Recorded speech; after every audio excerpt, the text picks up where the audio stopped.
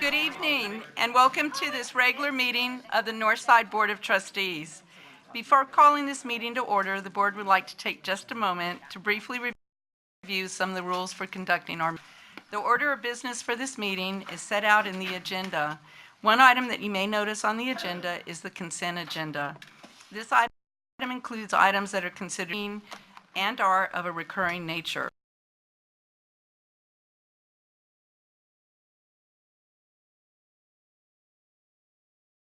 Listed under the consent agenda to address, please sign up to speak to that item and we will pull it from the consent motion and discuss it separately.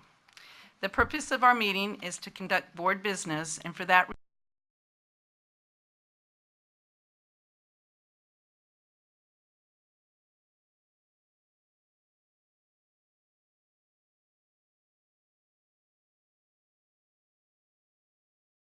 reason it is held for sign up sheet located to this. Like to start later in the meeting. Anyone here that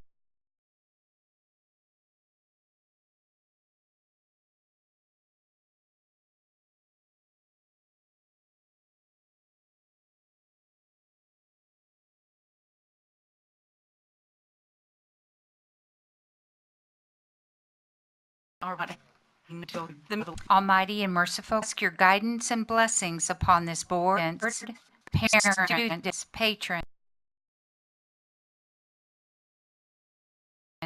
teachers, and admitting in the combination's wealth of this great nation children. Amen. Amen. I pledge allegiance to the flag of the United States of America and to the republic for which it stands, one nation, under God, indivisible, with liberty and justice for all. Honor the Texas flag. I pledge allegiance to thee, Texas, one state under God, one and indivisible.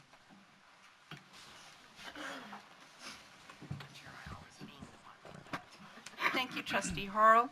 This regular meeting of the Board of Trustees is authorized in accordance with the Texas Government Code Sections 551.001 to 551.146.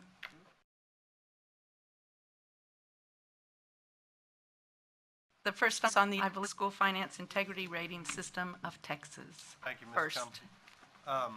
This is a short presentation. This is an annual presentation that we make once TEA releases the financial ratings for school districts. School districts are required to make certain publications, which we have met, and to conduct a public hearing. Before you do request citizens to make any kind of statements, I would like to make a brief presentation. And with that, we'll tell you that this is the 15th year of Schools First in Texas. The primary goal of Schools First is to demonstrate achievement of quality performance in the management of the fiscal affairs of school districts. The objectives are to assess the quality of financial management, provide transparency to the public, and to assure the maximum allocation of resource for instructional purposes, and to implement a rating system that is fairly and equitably evaluates the quality of management decisions. The requirements of School First is to publish a report, which we do put on our website, and it'll be posted tomorrow morning. Also, we're required to publish notice of this public meeting, which we have done. That was done in the Express News on October 4th and the 11th. Also, the report, in addition to the actual indicator ratings on the indicators, we're also required to publish supplemental information, which includes such things as the superintendent's contract. Everybody likes to see that. The next slide, please. There are 15 scheduled indicators in this year's rating system. However, there's actually 16 items that the district may pass. There's one indicator that is an A and B. There are 5 indicators that are pass-fail. The district did pass all 5 of those. The remaining indicators are based on a point system. Depending on the data that's submitted to TEA, the district did pass all of those indicators with the highest rating, except for one indicator which compares the long-term liabilities to assets. The district actually calculated to that rating of 6. It is a sliding scale. That particular rating, however, is somewhat characteristic of fast growth school districts where there is a larger debt service in the case of Northside. That is exactly why we're bringing that scale down from a 10 to a 6. With that, I'm happy to please that the district for the 15th straight year has achieved the A rating or superior rating, 96 out of 100 points. And unless the board has specific questions, I would recommend that they call for any public input on School First. Okay. I don't believe we have anyone that has signed up to speak to this agenda item. David, is just another indication of the outstanding job that you are doing. And I think historically, we've been very fortunate to have deputy superintendents of finance that are very knowledgeable and know how to run a large school district of our size. Thank you. Appreciate it. Thank you very much. And to all of your staff as well. We They do a appreciate good your job. hard work. I did think it was interesting that we have an A we have a letter rating now. I was thinking that was through the A through F, but Brian said it was completely on its own. Yep, it is. So, It's a separate A through F. separate A through F, just what we need. We love A through F so much in Texas, evidently. Thank you. The next item of business on the agenda is superintendent's report. Thank you, Ms. Chumley. Several things to report. I'm sorry, Brian, just one. Karen, did you have a comment? I'm sorry. No? No? Okay. All right. Thank you. Thank you. Several things to report to the board, one of which is several of us got to attend a piece of Ag in Action at O'Connor in the last few weeks, and Dr. Harrell and her grandkids and we were all there at the same time. And as usual, I learned more in that half an hour than I probably did the rest of the day. For that day, for me, and I think for you, it was poultry related. We were poultry educated that day, in particular, by a family at the school that has been involved in raising poultry since I was there as an assistant principal in the 90s. So, yeah, so neat, long-term family there. So. I'll mention to the board, I've done several meetings at Tassatasby and other places around the impacts of Hurricane Harvey just on the state at large. The impacts really in our part of the world have been fairly minimal. We do have some enrolled students who are Harvey related, somewhere between 80 and 90 students. But the bigger impact will be on the budget conversation that comes up at the start of the next biennium, and I think even the most optimistic prognosticators feel like that budget will very much be Harvey-centric, and for good reason, but that other needs that might have been in that budget are going to get probably pushed to the side, and that's something that's just a reality in our world that we're going to need to track as we go forward, and may need to factor in some of the decisions we make about our own budgeting as we go forward. I'll say, and I know that many of you have been involved in this, there has been much work on planning for a possible bond and the investigation of a bond. Mr. San Miguel and his staff have done a lot of work on that. Some of that is some survey work that we did of our community, of our staff, of recent voters, and you'll actually hear a report on that later tonight.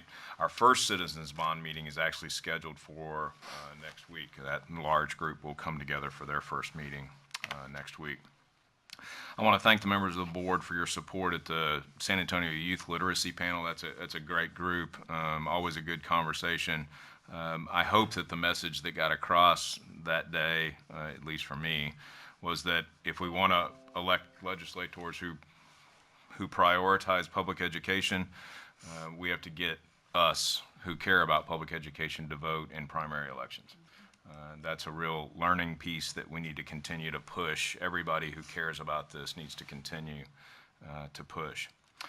I want to thank Robert Harris and his staff, the members of the board, our communications team, and our fine arts team for the Harlan High School dedication. They did a fantastic job. The student performances were wonderful. Really just a great event. Everybody did a fantastic job. It's hard to imagine that those kids have only been together, less than 10 weeks. And it was really a really nice event. I really thoroughly enjoyed it. Barry shared with me today an article written by one of the sisters who joined us, who, as you all know, is an editor for the Christian Science Monitor, and an article that she's written, and we'll share that with you later this week. Really, really nice about the dedication, and really about public education in Texas and kind of their view that was maybe a little contrary to what their view was before they were here. So it's really very nice. Very happy to report that all 11, including Harlan, Northside marching bands earned a superior rating this past weekend at the UAL contest. That's a fantastic accomplishment. It really is, and certainly for a brand new school. And so I'm down to my video introduction. So our video moment highlights a special gift for a student at Scarborough Elementary and a fencing lesson for students at McDermott Elementary.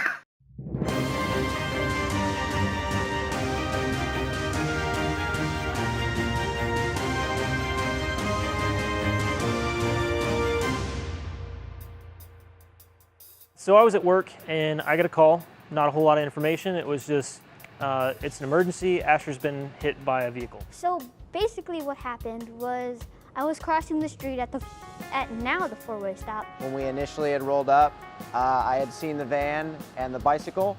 I didn't see where what I now know as Asher was at. And then a car came over and I thought he was slowing down, so I looked to see if any other cars were coming. It looked pretty significant. When we get these kind of calls, we don't have much information, so we don't really know what to expect till we get there. So I jumped off my bike. Come to find out, Asher had actually seen what was happening and he had some really quick reactions. I landed and then I rolled to the curb. He actually avoided the situation for as much as he was involved in it. I guess the van had dragged the bike about 15 feet and it ate into the gears. All the plastic was gone. I mean, it was pretty bad. Kind of scary to think if he hadn't jumped, he could have been under that. I don't know, kids, we go on a lot of calls and things. Kids are a sensitive thing for me, and this situation could have been really bad. It still is. It's very serious, and I really wanted to kind of end it on a positive note. And he says he always rides his bike to school, and thinking, well, how's he gonna get to school now? So yesterday, while we were on shift, we went ahead and got you this bike, Asher. Thank you so much. So you're welcome, man. So Oh my God. this bike is all yours, and No, that's real. That's all yours. 100%. It's all yours. No financing, nothing. Yours today. No, I don't need your wallet. I don't need your allowance. It's all yours. You can have it. Just ride safe and be awesome like you always are. All right. And I was so happy. But I was trying to play it cool, so. You don't get to see the after effect, but this was kind of a little bit of, I could say, closure for the instance, and it was a good ending. Boys in Ms. De Los Santos class, come get a photo, please. It's fencing time at McDermott Elementary. Then you're gonna lunge and then thrust. Third graders are learning to fence. When I first was trying to do it, it was pretty hard, but then I got used to it, and then, because you have to like cross your ankles and stuff, and it's fun, really fun. The students love it, and they're meeting state curriculum standards. They develop fundamental movements, body control, enjoyment. So fencing is just really a tool for them to continue their physically active lifestyles. The fencing equipment is one of many modules offered at Northside ISD on a rotating basis. Crossover defense! All the secondary and elementary campuses have access to this unit. So we just have to schedule it and just put it on our calendar, and it's ready to go. The coaches just need to learn the techniques themselves Lunge, thrust. to teach the children. Lunge, thrust. So when the curriculum first came to me, I was a little intimidated, but excited at the same time because I'm learning, the kids are learning at the same time. The module has made the rounds with Northside schools for some time, but it's the first time students and their coaches are giving it a try at McDermott Elementary. And from the reaction of both the children and their coaches, it looks as if this activity will make its way back to the school, giving students a chance to learn more about a potential lifetime sport.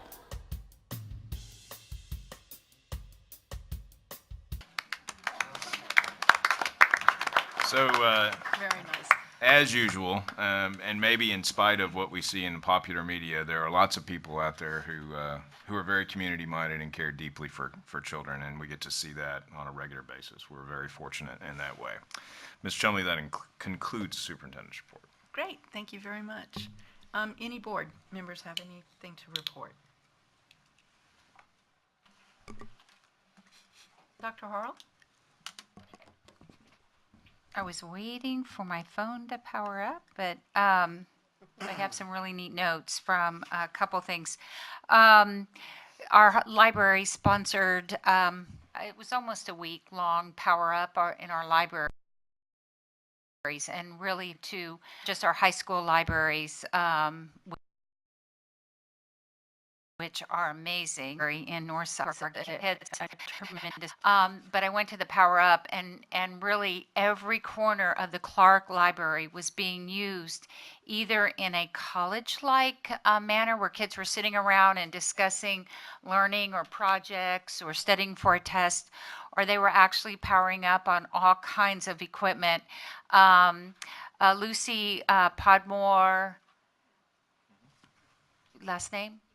Ibarra, thank you. It's the three names that always get me. But she had the history of technology, starting with the typewriter. And actually, the kids were kind of rating which of these devices they really liked, and the typewriter was ahead. And so I think it's just, this nice, kinesthetic, feeling, but it was wonderful. And the kids, you could tell, were just immersed in so many different things other than, sitting quietly and getting the books like I used to when I was a kid. And it really isn't your mother's library anymore. But my sister went there Monday to do storytelling with the kids. And again, storytelling we typically think as an elementary event or activity, but the high school kids were summarizing stories and summarizing books or chapters of books and turning them into stories. And so really that is just another way our libraries are a place of learning and engagement on top of checking out books. And so it was wonderful spending time there. Dr. Woods mentioned the Ag Fair. That was just tremendous. And I think one of the things that I loved, other than the chickens, the ag mechanics kids, they had they're not always applauded for their gifts. It doesn't always show up on a report card, but boy, they can put together a piece of metal and turn it into a work of art or something very functional, and then they can talk about it.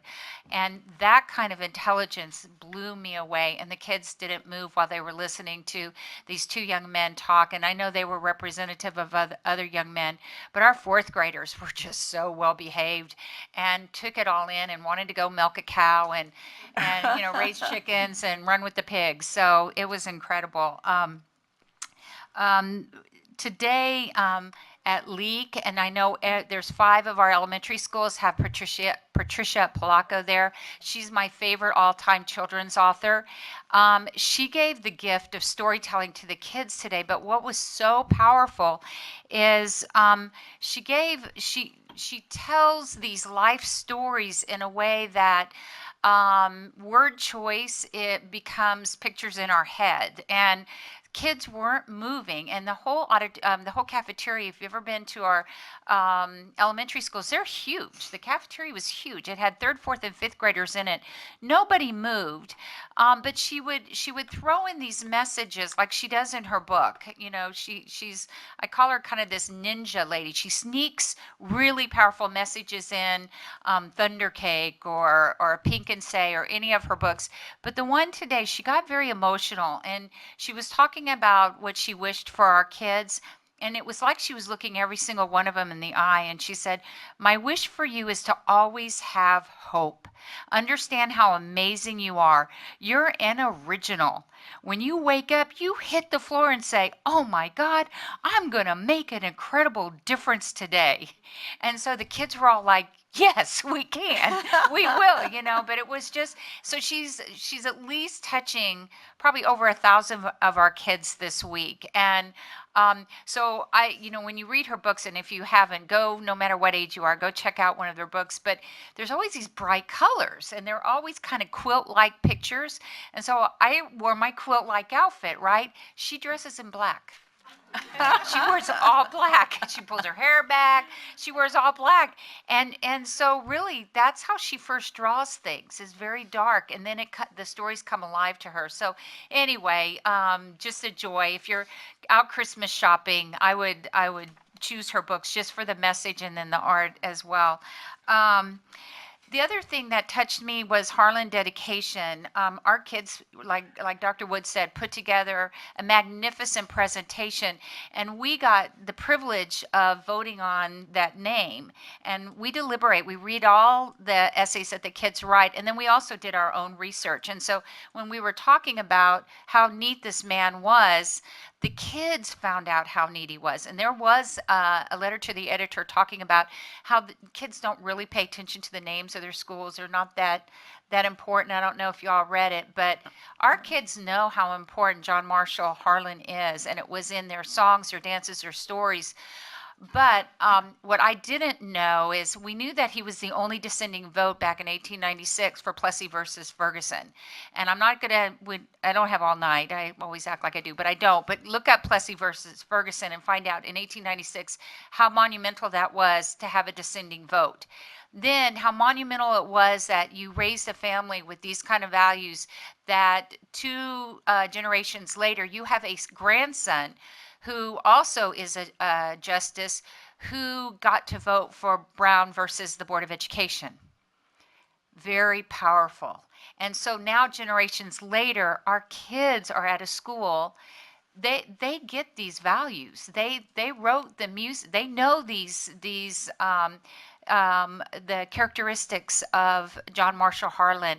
And I guarantee you that principal and that staff is not going to let them forget that this is who they are, and they represent all our children in Northside.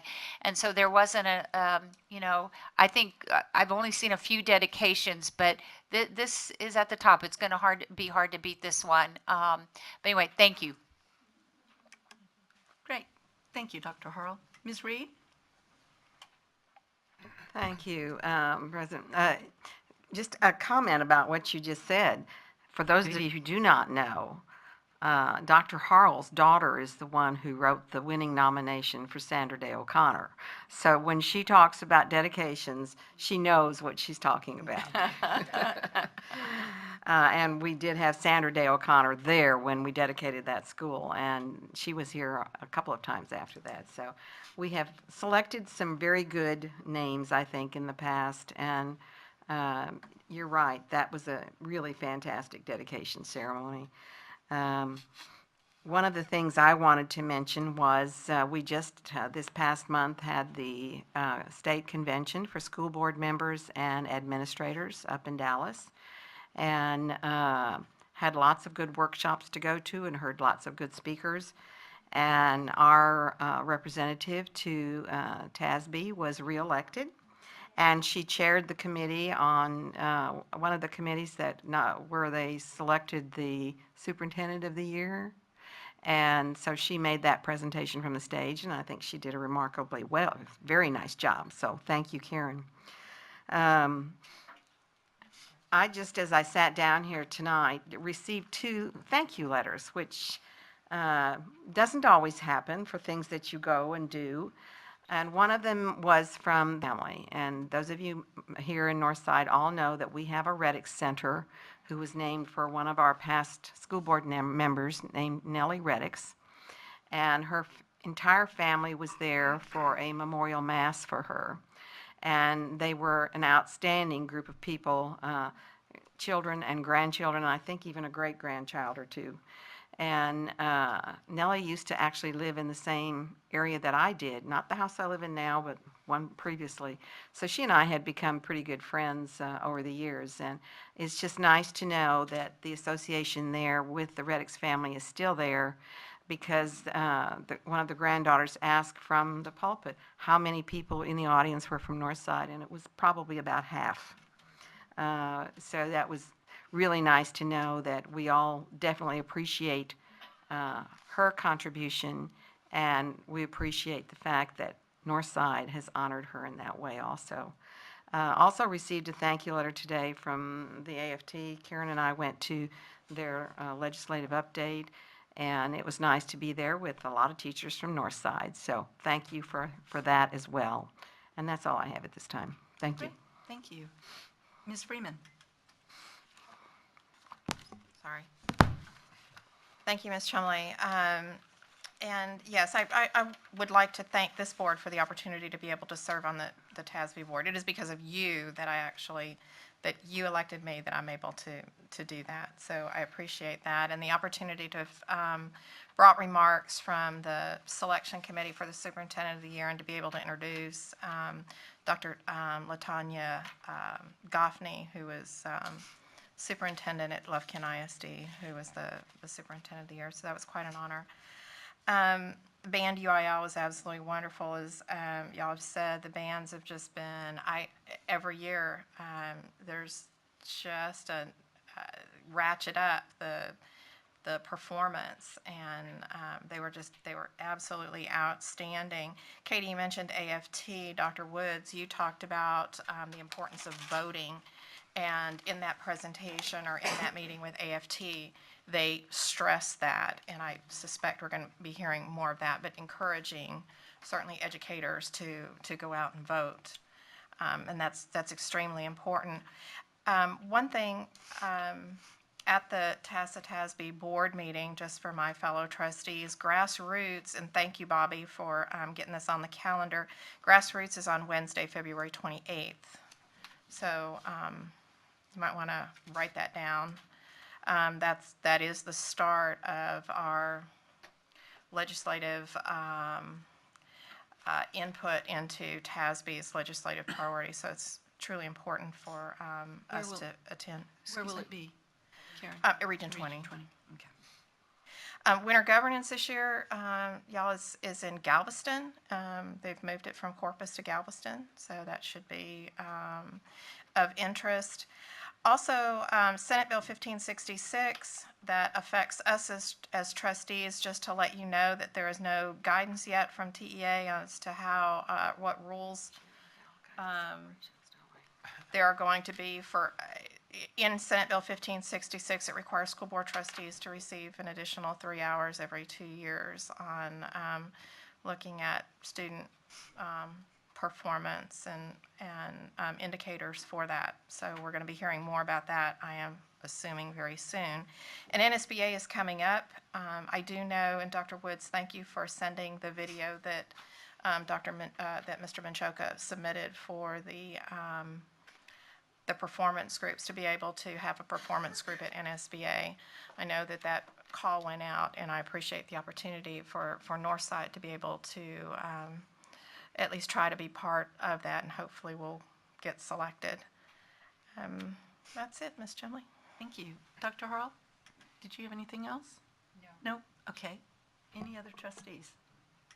Joseph? Yes. Mr. Medina? Real quickly, you know, I'm pretty much piggybacking on everything that was already said, but missing Harlan dedication was, you know, tearful, but again, you know, Those things happen, Joseph. You got your little I had kids. sick kids at home, and I brought it up to my I brought it up to Dr. Woods, but then I also found out Dr. Woods was also under the weather at the same evening. So it's going around, and so just bringing awareness regarding you know, if you are having a fever, stay home. If not, I also wanted to some of I guess my peers with the Bear Prep, Dr. Woods and Anthony Jarrett.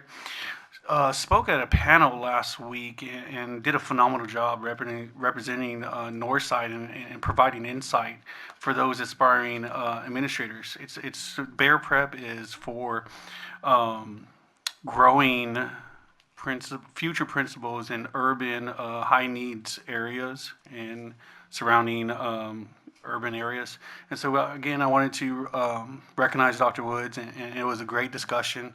Some of our Northside admins or VPs and academic deans that participated in, and it was really informational.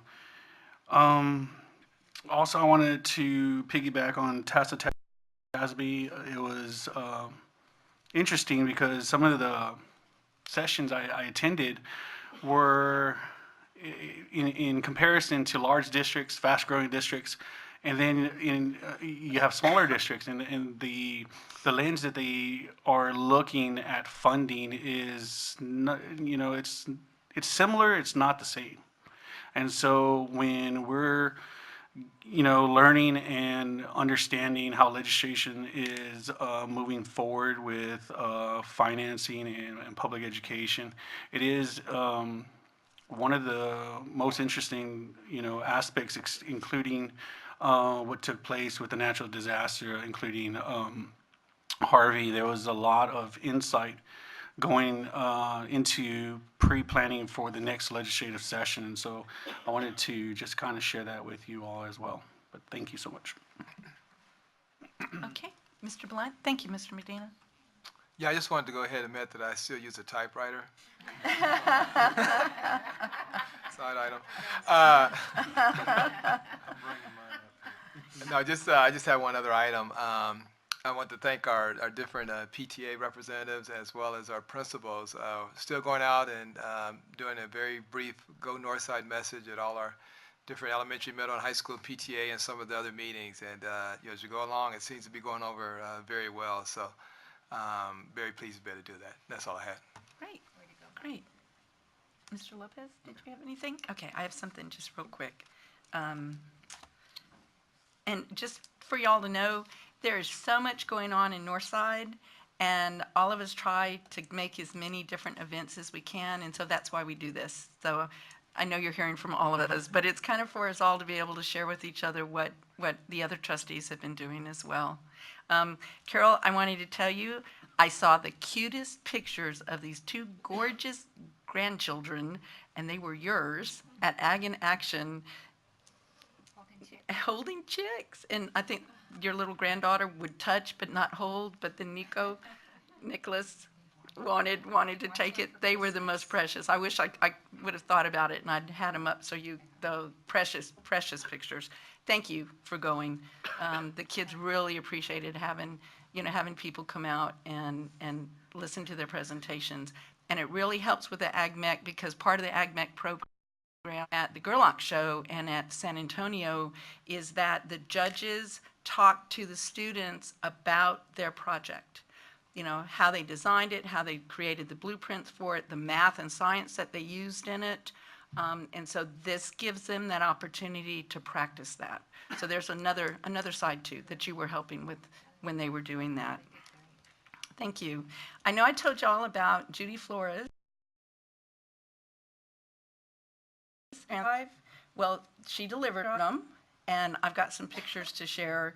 They had the Aransas Pass, our North Transportation Garage. One of the drivers started a school supply drive for the students at Aransas Pass.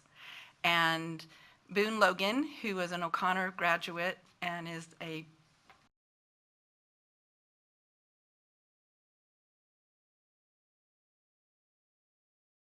relief pitcher at Walmart. There's a all. Unbelievable. So they had pictures. They had a whole group of kids at Aransas Pass holding signs saying, "Thank you, Northside." And the superintendent helped take all of the school supplies out of the trailer. And he said that she provided enough school supplies for every student in their district. Wow. Yeah. Isn't that amazing? Wow. I mean, just amazing effort. So I just wanted y'all to know about that. Harlan dedication was wonderful. Katie, great remarks in relation to Carol's knowing about what the dedication means and what I thought it was really great. And a shout out to my young escort, the ROTC escort. She was real cute and very sweet, and I appreciated her help. I wanted to thank all the trustees. Holly Judkins is my mentee that I started with, I don't know, 10 years ago. She's gone through high school, through college, to the workforce, and now she's getting married in May. Anyway, she was able to join us at the TASB conference for dinner, and I wanted to thank all of you for really making her feel welcome. And yeah, she really, she was, yes, we had two Hollies, Katie's daughter Holly as well, but she was texting me, how, because I'm always talking about the board with her and how great y'all are, and she said she'd text me to say now she really understood that. So thank y'all very much for making her feel welcome. I got the opportunity leadership program, and it was really interesting. It's an all-day affair for kids that they pick out that are currently leaders in different organizations or kids that they think have the potential. And Nico LaHood was a speaker, and I don't know if y'all know his past, but he was very direct with the kids about mistakes he's made and about how one decision can change people's opinion of you, of everything you've done in your life. And then I had not realized that he lost a brother to an act of violence in front of his home. And he shared that with the kids. I mean, he was really direct. And then they opened it up for questions, and the kids had the best questions. I mean, really took that to heart, what he had shared with them, and talked to him about it. And it was just a really good experience. And then the other speaker, they had 4 or 5, but the other speaker was Stan Lang. And the kids really responded to him. He just brings a great message about, he's talking about purpose and passion, and, it didn't even have anything to do with athletics. He did a really great job. So I appreciated them both do that. Joseph, I'm not surprised that Brian and Anthony were wonderful speakers and added, because Brian always fails to say anything about the job that he's doing. Brian was part of the panel at the San Antonio Youth Literacy Luncheon, and it's always interesting to me. Robert Rivard was the moderator, and there was another superintendent. What's his name? That's okay. And I can't remember and a legislator, and Diego Burnell was there as well. The question that comes up about charter schools, and I think Mr. Rivard has finally caught on that that's not your favorite topic, Dr. Woods, because he looked at you, what your response was going to be. But I just wanted to thank you, because every time I hear you speak and you talk about Northside and you talk about our challenges and our opportunities, you just do such a tremendous job. And then I hear other superintendents, and I'm just very thankful that you are ours. So I just want to tell you thank you. And that's all that I've got. I didn't mean that bad. I meant that good. Okay, I don't see any other lights. The next item of business on the agenda is the recognitions. And I believe, Mr. Rasolini, you're first. And if the board would join me in front.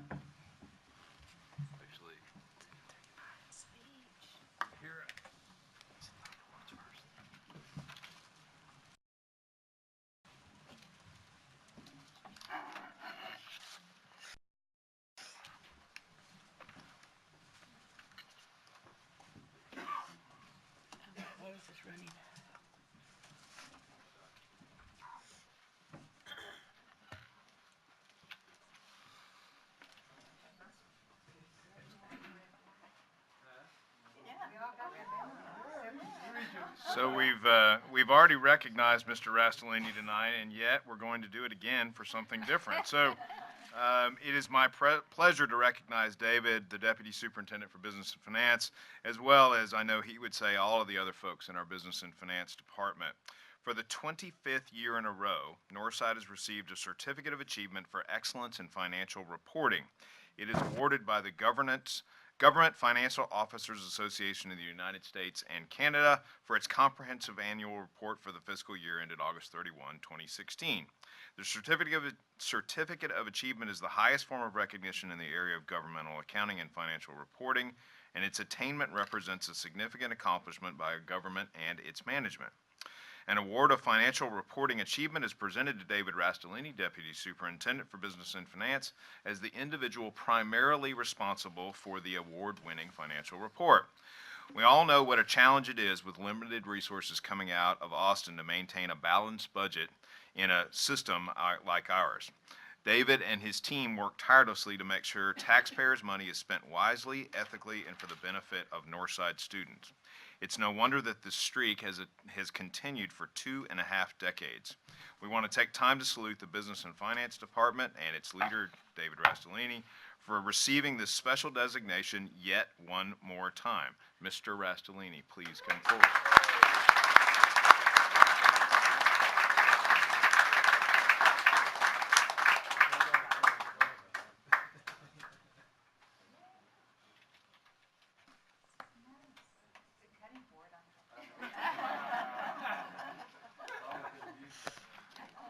And at this time, I'll ask Dr. Jordan come forward for the next recognition.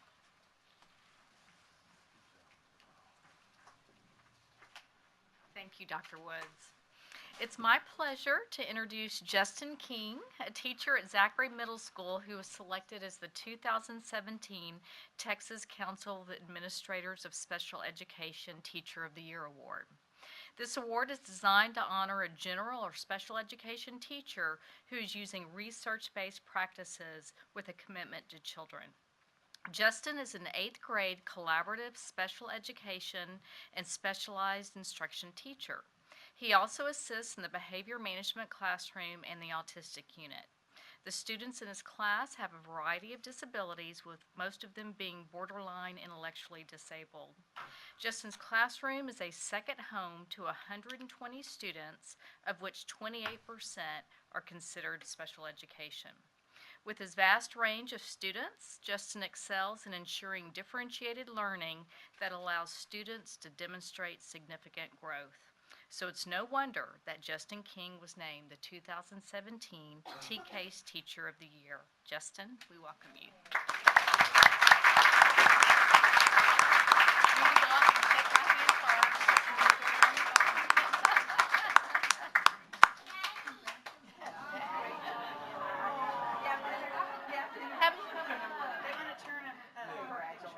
Yes, at this time, any of Justin's family to come up for the picture? Yes.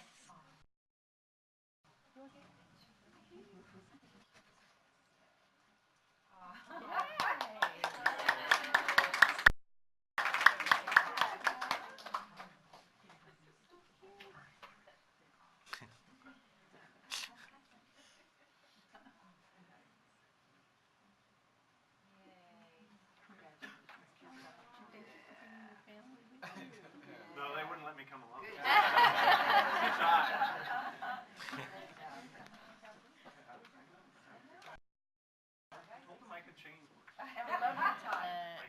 Thank you very much, Justin.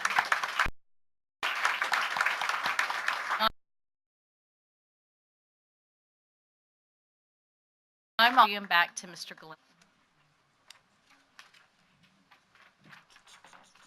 Thank you, Dr. Jordan. Good evening. It is my pleasure to recognize 5 schools and their PTAs who have been named 2017-2019 Schools of Excellence.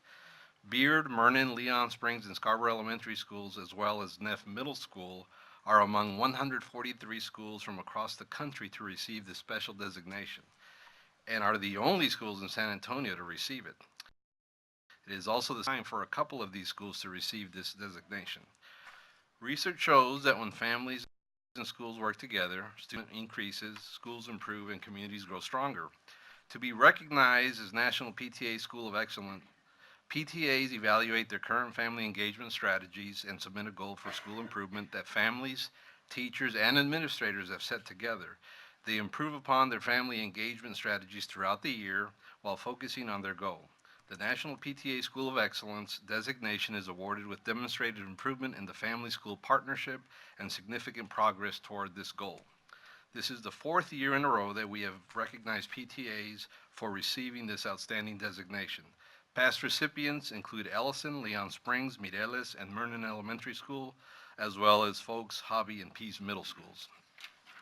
So it is my pleasure to introduce to you the principal and PTA representatives of this year's winning schools. And so I'll ask that they come forward as I recognize them. We begin with Beard Elementary School, and here for Beard is Principal Blanca Heeman and the current and immediate past PTA president, Ms. Leanne Warwick.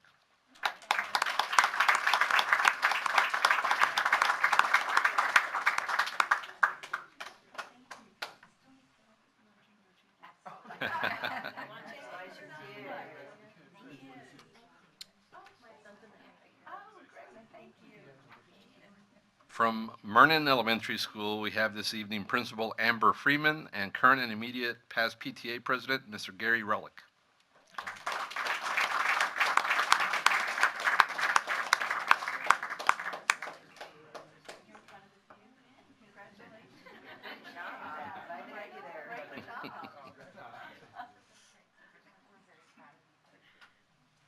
From Leon Springs Elementary, we have Principal Gracie Espinosa, along with Kate Vincent, current PTA President, and Kristen Fay, PTA Treasurer, as well as Josh Coleman, Vice Principal. If you will, come on up.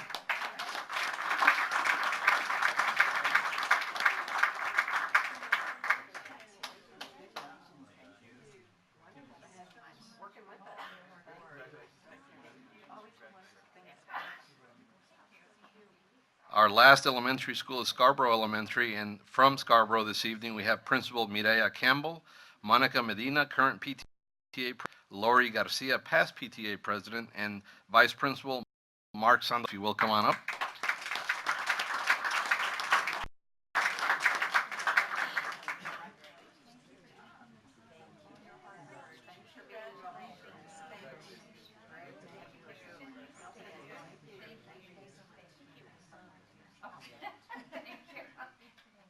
And finally, our last school in our middle school, and certainly just as proud, we have from Neff Middle School, Principal Ivan Correa, and Jessica Riojas, Treasurer, again from Neff Middle School. Congratulations.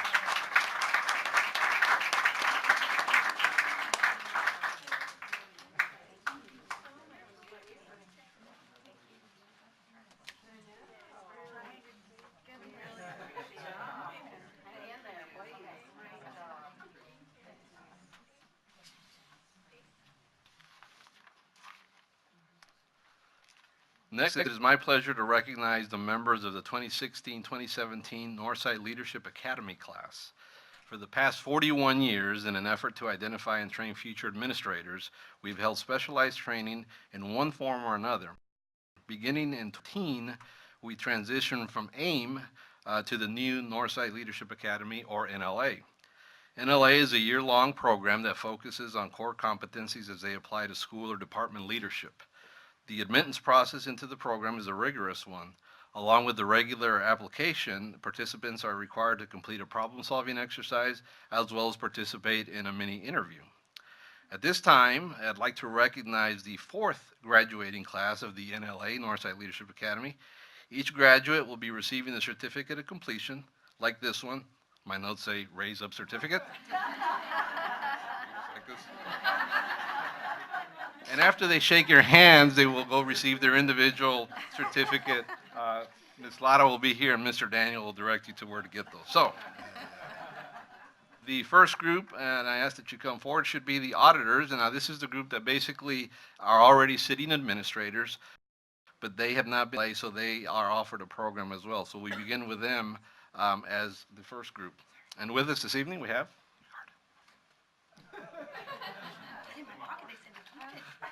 Lindsay Christian from McAndrew,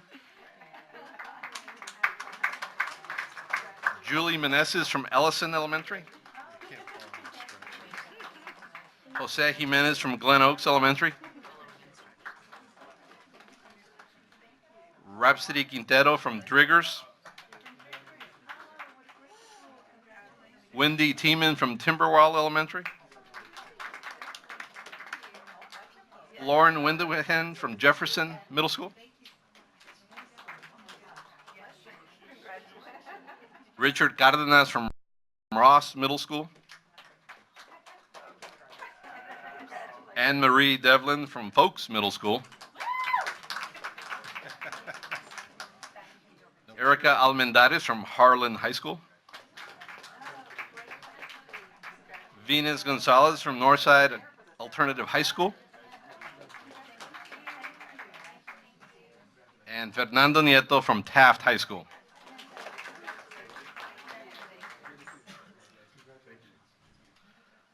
Next, I'd like to call the group called Aspiring Leaders, which is what it sounds like. They hope to one day become campus principals, primary teachers, and of course, the traditional group that we've had for so many years. So at this time, I'd like for them to come forward. Aspiring Leaders, yes, ma'am. From Elrod, we have Brandy Bergeron.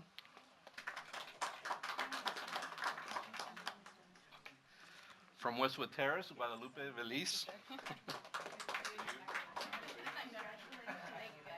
Raymond Macias from Ott.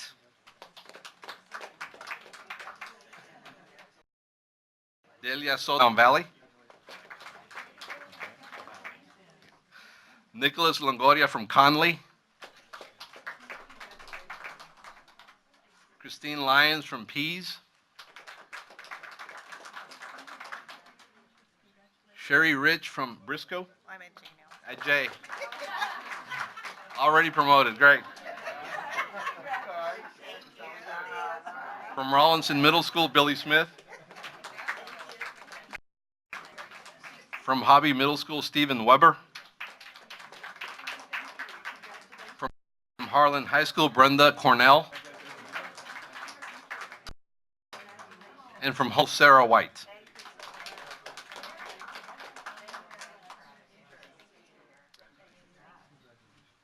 Ms. Chumley, Dr. Woods, members of the board, this concludes our recognitions for this evening. Thank you.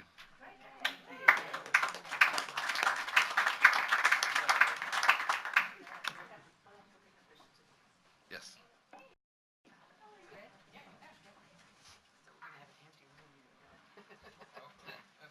Outstanding, outstanding.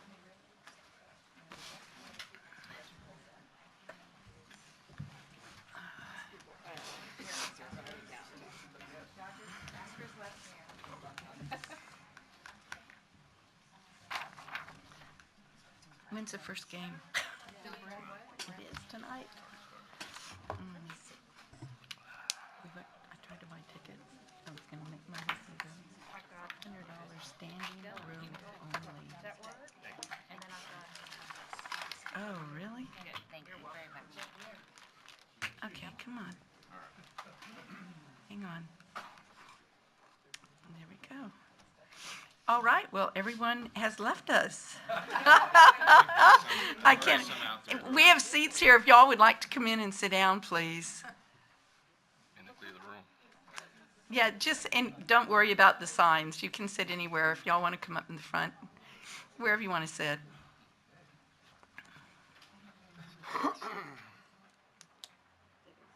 Okay, y'all can sit in the front. No, I was going to say, everyone's sitting in the back.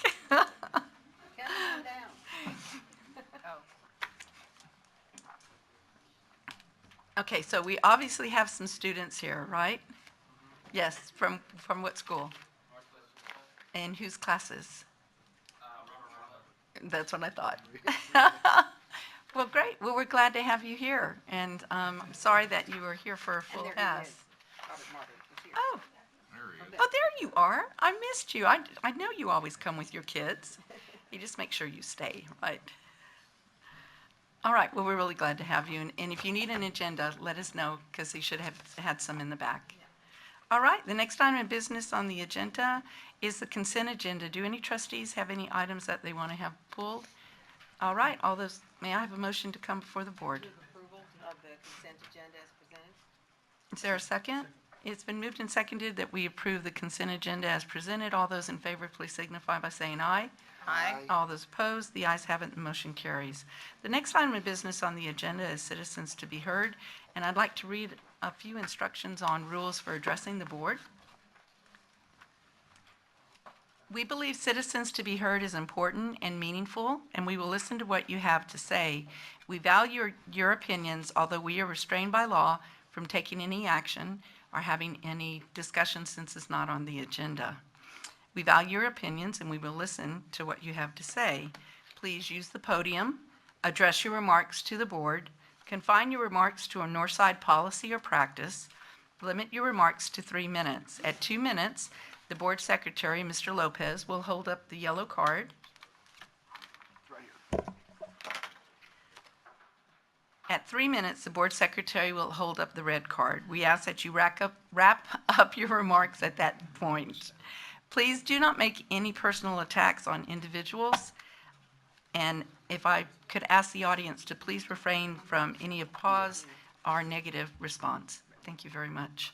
Mr. Lopez, the first person. Dr. Sharon Michael Chadwell.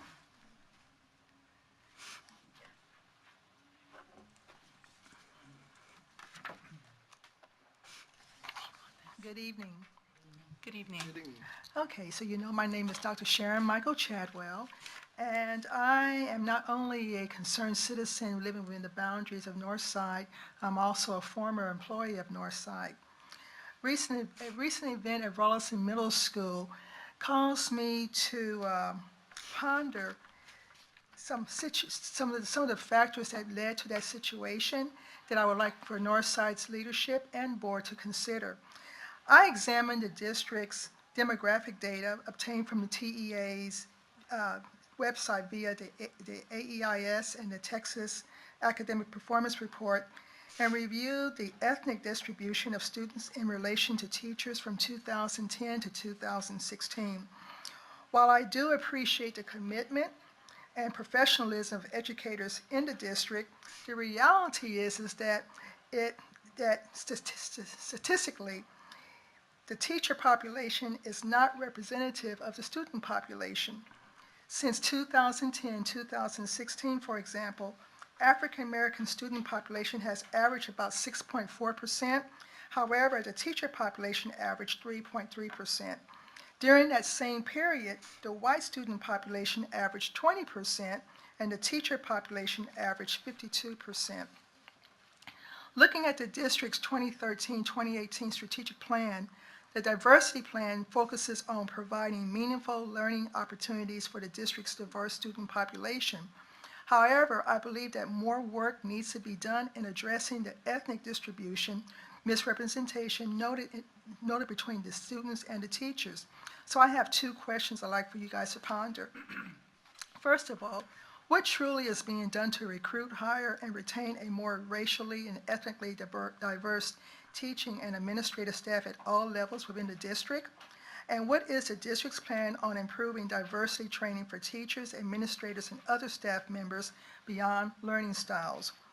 While African American students are on campus, whereby the presence of African American teachers and administrators is limited to non-existence, and these students are unable to make connections with an adult within his or her cultural group, research has shown that they become more vulnerable to both overt and covert racial tensions. So I ask these questions because there is a disturbing pattern here and reflects a hidden culture and value system associated with Northside. So for students to be able to gain the skills they need to thrive in a rapidly changing, culturally diverse global society, they need to be able to see this within their world known as a school campus in action. Thank you. Thank you. And I have made copies. Who do I give this to? Certainly. Over here, please. Okay.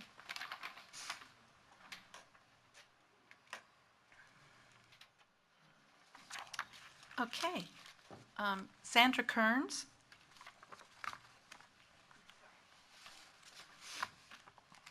Hi, Ms. Kearns. Hello. Good evening. I'm Sandra Kearns, and I'm here representing Mothers of Black Boys United. Mob United for Social Change is an organization that is dedicated to positively influencing how Black boys and men are perceived and treated by law enforcement and in society. Mob United is a nationwide coalition of concerned moms of Black sons who represent every race, age, socioeconomic background, marital status, and education level. What we share is the unconditional love for our Black sons, and we want others to see them through our proud eyes. And so why we are here is in relation to the event that happened at Rawlinson Middle School.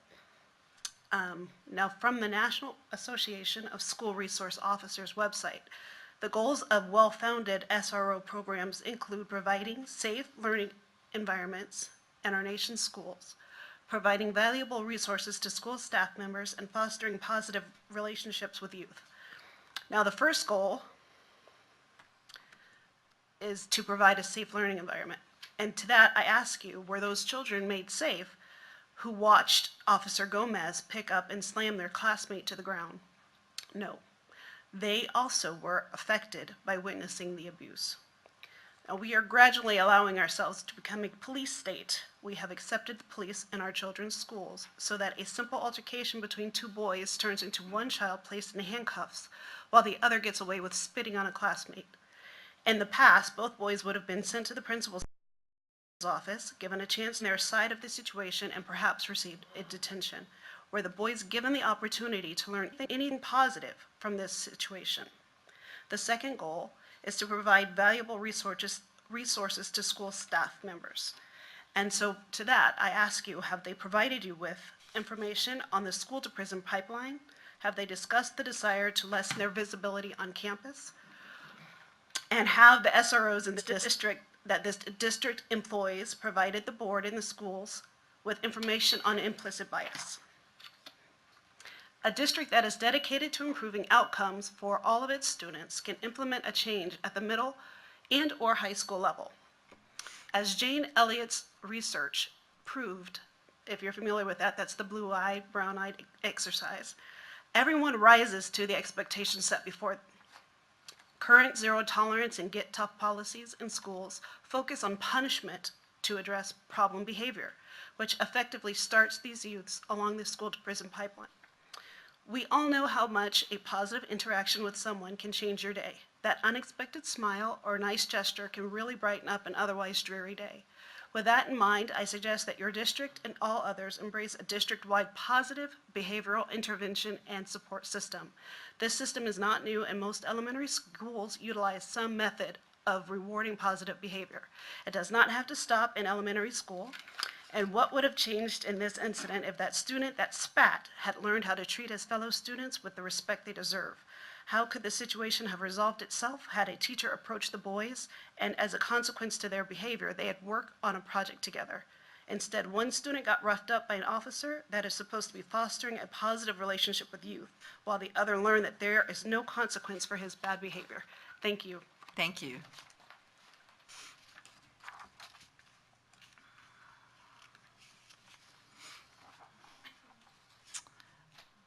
I'm really bad on first names, so Ms. Small. It's Manera. Manera Small. I've been out of school for 30 years and it still happens. Well, I have an apostrophe in mine, and people can never say Melissa, so I'm sensitive not doing that to someone else. Thank you, Ms. Small. You're fine. Well, good evening, members of the Northside Independent School District Board, and thank you for the opportunity to speak this evening. My name is Manera Small. I'm the owner and cake designer of Sweet Themes, LLC.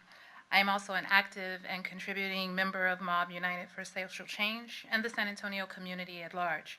I was compelled to come this evening and speak on the tragic events that occurred that fateful October 3rd afternoon at Rawlinson Middle School. My concern at this point is not only about the unnecessary force Officer Gomez used against CJ, but the underlying message it sent to the other students watching this incident unfold. In today's social climate and social unrest, young Black men and Black boys are consistently the center of these types of scenarios with no compassion, justice, or inquiry before swift conviction and sentences are handed to them. And sad to say, it has also ultimately resulted in death. In watching the video, I could not understand how two students who were involved in the fight, yet only one student was physically reprimanded by Officer Gomez. The student that was reprimanded was physically reprimanded with such force and mishandling, his personal health was then in question. This has sadly become a norm. Our children are now learning to live with it and think that it is okay and acceptable. The subliminal message that is being conveyed over and over is that if you are a person of color, you are guilty until you're proven innocent. What about the psychological reverb and the forthcoming issues that will unfold as a result of this incident? And what about CJ?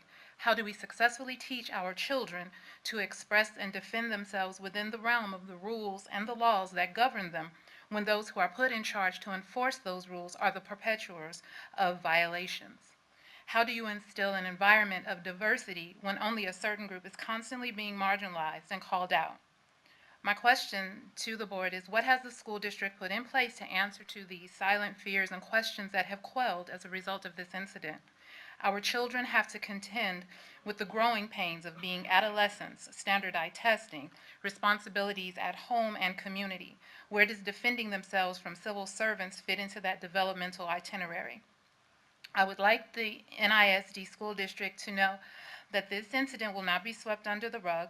We will not sit on our laurels and wait to be given an official statement and be cast away in our homes in silence.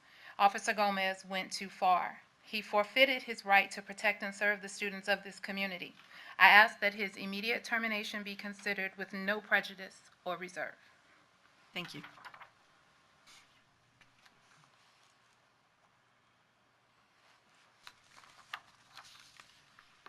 Rachel Miranda?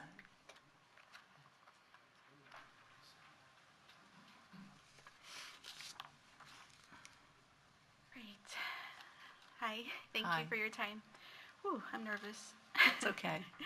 I'm here to ask for your help. The school zones beside Wallace B. Jefferson Middle School and in front of Ward Elementary on Shanefield and Cavern Hill are inadequate and dangerous. In less than 2 months, I've witnessed the aftermath of 2 accidents. That's okay. Where children were hit by cars. I saw their empty bikes laying off the side of the road, not once, but twice. And I've heard there's been more. I find this absolutely disgusting and unacceptable. Our children deserve a safe environment in which to walk or bike safely to and from school.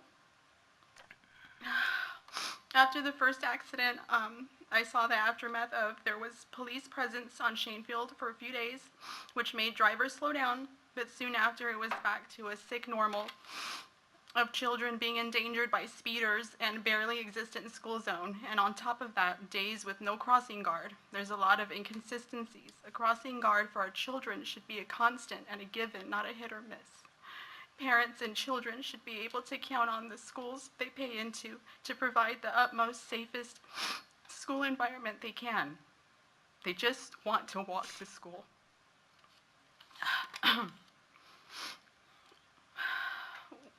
We have a 40-mile-per-hour sign parallel to a 20-mile-per-hour sign. Our children are walking, biking on narrow, skinny sidewalks besides a high-traffic road, including giant pickup trucks driving at 30, 40-mile-per-hour speeds, just inches from them. We have drivers making right turns on a red light on Shanefield and Cavern Hill, doing California stops if they stop at all, full speed, where children are simply trying to cross to get to and from school. I would love to see a no turn on red sign there. That's the exact area. That exact area is where one of the children was hit. There's 4 long winding roads leading to and from Jefferson with 0 signage for yielding, stopping, or indicating a crosswalk. These children deserve to always have a crossing guard, proper signage, and police presence on Shanefield, ticketing speeders, enforcing the law. We need a school zone extension. We need adequate busing. We need a safe school zone for our children. Please help us. Please help our children. Thank you.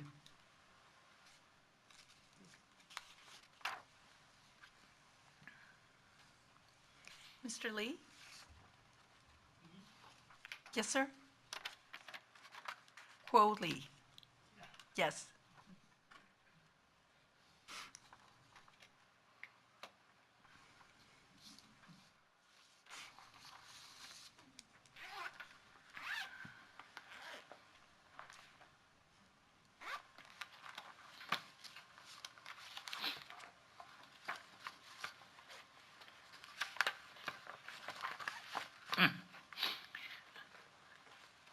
Today, I'm glad to meet the most intelligent, talent, education in education system of San Antonio.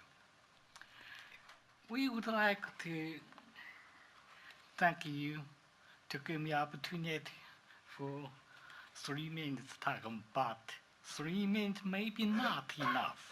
So I make some prints. I just cut short about 3 minutes, then I pass my print to everybody. Good. You know, LED is beautiful technology. How great is this technology invent received Nobel Prize in 1999. Then United States legislation congressman passed the law in 2005 and 2007 to support the development of LED technology. In past 10 years, DOE and many companies and some other government agencies spent $1 million to support this technology. About 2 years, from theoretical to experiment to product, this technology broke through. Then you can see in the department, Home Depots, Lowe's, many stores full with LED lights. Okay. Then I submit proposal to DOE in 2015. Okay.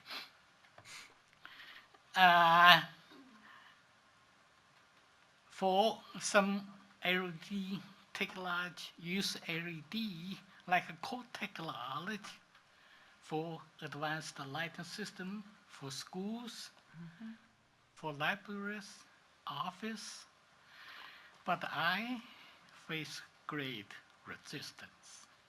One thing I think probably this technology is not really understand by people, but I continue push. I think some resistance may come from some bias. At this time, I'm not going to complain anybody. I just want to push my technology, my business forward. I can get some support from those independent school districts. And we can do great business for those independent school districts. And the lighting system is very important for students study, working, and any activities. So this technology has benefits for those independent schools, and also save energy. If those independent schools invest money for just 1.5 years, all the money invested, you can get the benefits return. The benefits return rate is 60 high, more than 60%. It's quickly you can get your investment money back. You know, time's limit, and I know, but if you wouldn't mind, if you could just wrap up, but we would like to have your remarks. okay. So I would like to have some information. Probably I would like to have some opportunity to talk to Board of Trustee people. Thank you, sir.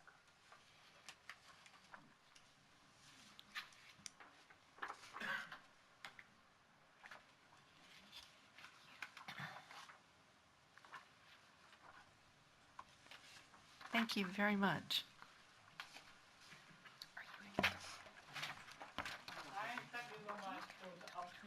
Because time limitation, I would like to talk to you later. But I said it's important for education, for students to study, and for save energy, for good environment, for very good vision for eye and for health. Thank you. Okay, that concludes our citizens to be heard. Just one moment.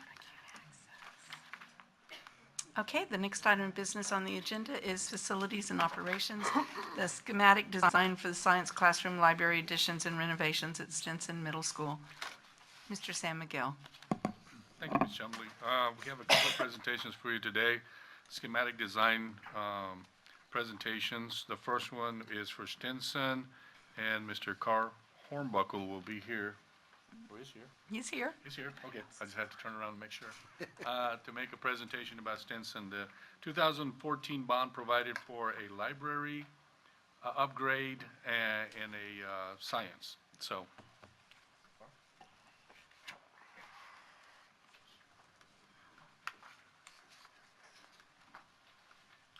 Good evening, Madam President, Dr. Woods, members of the board. Thank you for this time tonight. I'd like to share with you our project that we're getting started on at Stinson Middle School. As Mr. San Miguel mentioned, there's really two key aspects to this project. We're looking at the updates to the science labs on the campus as well as the existing library. This is just an overall that you can reference throughout the presentation that kind of gives you a large-scale view of the campus. I'd like to move forward and talk first about the science component. At Stinson Middle School, all of the existing science labs are actually on the second floor. They're in two discrete suites where the school, when it was originally built, was added on to about 5 years or so after it was built. So in those two areas, we're renovating all of the existing science labs to create new labs back. Having met with folks from the teaching and learning department as well as faculty representatives and the principal of the campus, the proposal we're bringing to you tonight is to actually do renovations on the second floor for all of the science labs. So the district standard would be to have 9 science labs for each middle school. We're taking space to renovate both where the existing labs are as well as some of the existing classrooms to create space for all 9 labs on the second floor. So on the next slide, you'll see how that layout works for all of the science labs. The existing science labs are anywhere from about 760 square feet to 850 square feet. All of the new labs, the newly renovated labs, would be between 1,400 and 1,500 square feet. The standard is 1,400, but because these are renovated spaces, some of them are slightly larger. They'll have access to prep areas, which would be consistent with the program.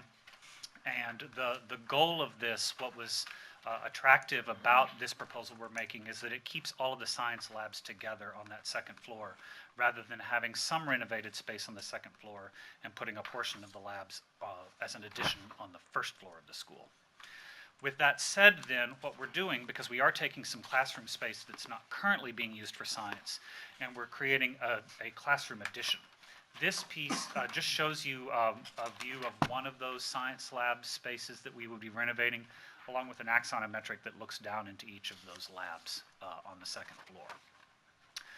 Carl, let me just ask you real quickly. Yes. So we're just adding additional rooms, or has the actual design changed from when the last time that we required science labs? Has the design changed? Or, okay, so, but we just have more, we just require more of them on each campus. So the original ones, there's no change in the design of what we're doing. The originals there are way undersized. They're larger. Oh, And so we're, what, 400 or 500 square feet smaller than our newer. okay, so it's just larger, but within the actual, the tables or the, all of that, we're still, that stays the same. Correct. It's just a large facility. Right. We have to occupy more space, so we have to take classrooms that are adjacent to it to keep everything together. And then and Carl will show you what the proposal is too. I would say, as I understand it, the goal is to make these renovated labs match the labs that are being built in your newest middle schools, Right. along with some of the, I think you've had 4 middle schools now where you've done comparable science lab projects to renovate some existing space and build some labs new. In this case, we're proposing to create all of them as renovated space to keep them together. Okay.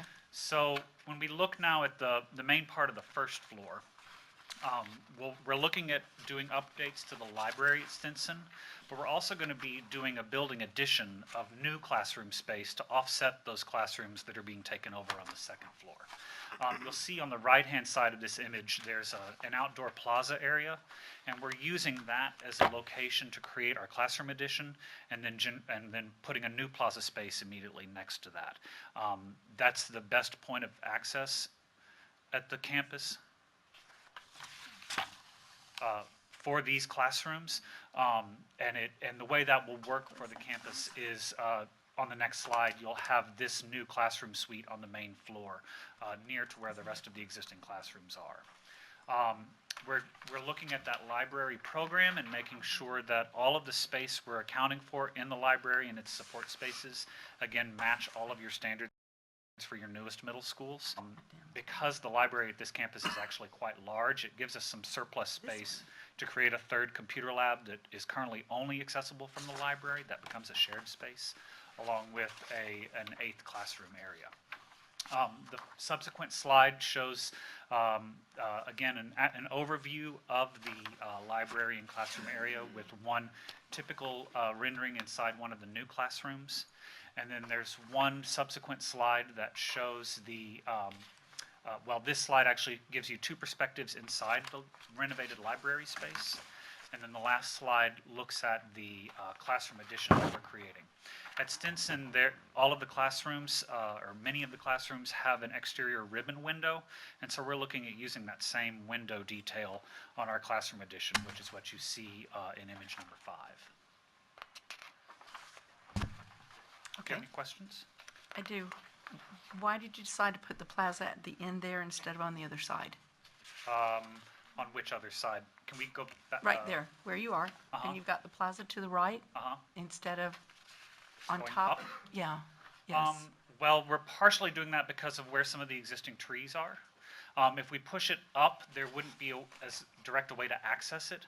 And so what this location of the plaza does, you can go back. Isn't there an existing corridor right there, though? See where the library is, and then there's an existing corridor down? Well, at the very end of that corridor, there's actually an electrical switchgear yard. So to go straight out, we'd have to relocate that to get past it. Okay. And the other benefit of that plaza location, you can see on this slide, there's actually a corridor that links the band halls and the gyms that also get access to where that plaza would be located. So you can get to it from the new classrooms and the Fine Arts PE area. Okay. Yeah, the other comment I'd make about that is that it's used by the kids pretty extensively at the lunchtime, and this makes it adjacent to that corridor that's common to the cafeteria as well. That's what I was trying to see, because I thought the cafeteria was back up here. It's towards the front of the campus? It's towards the front, so how is that? This is where the cafeteria is. No.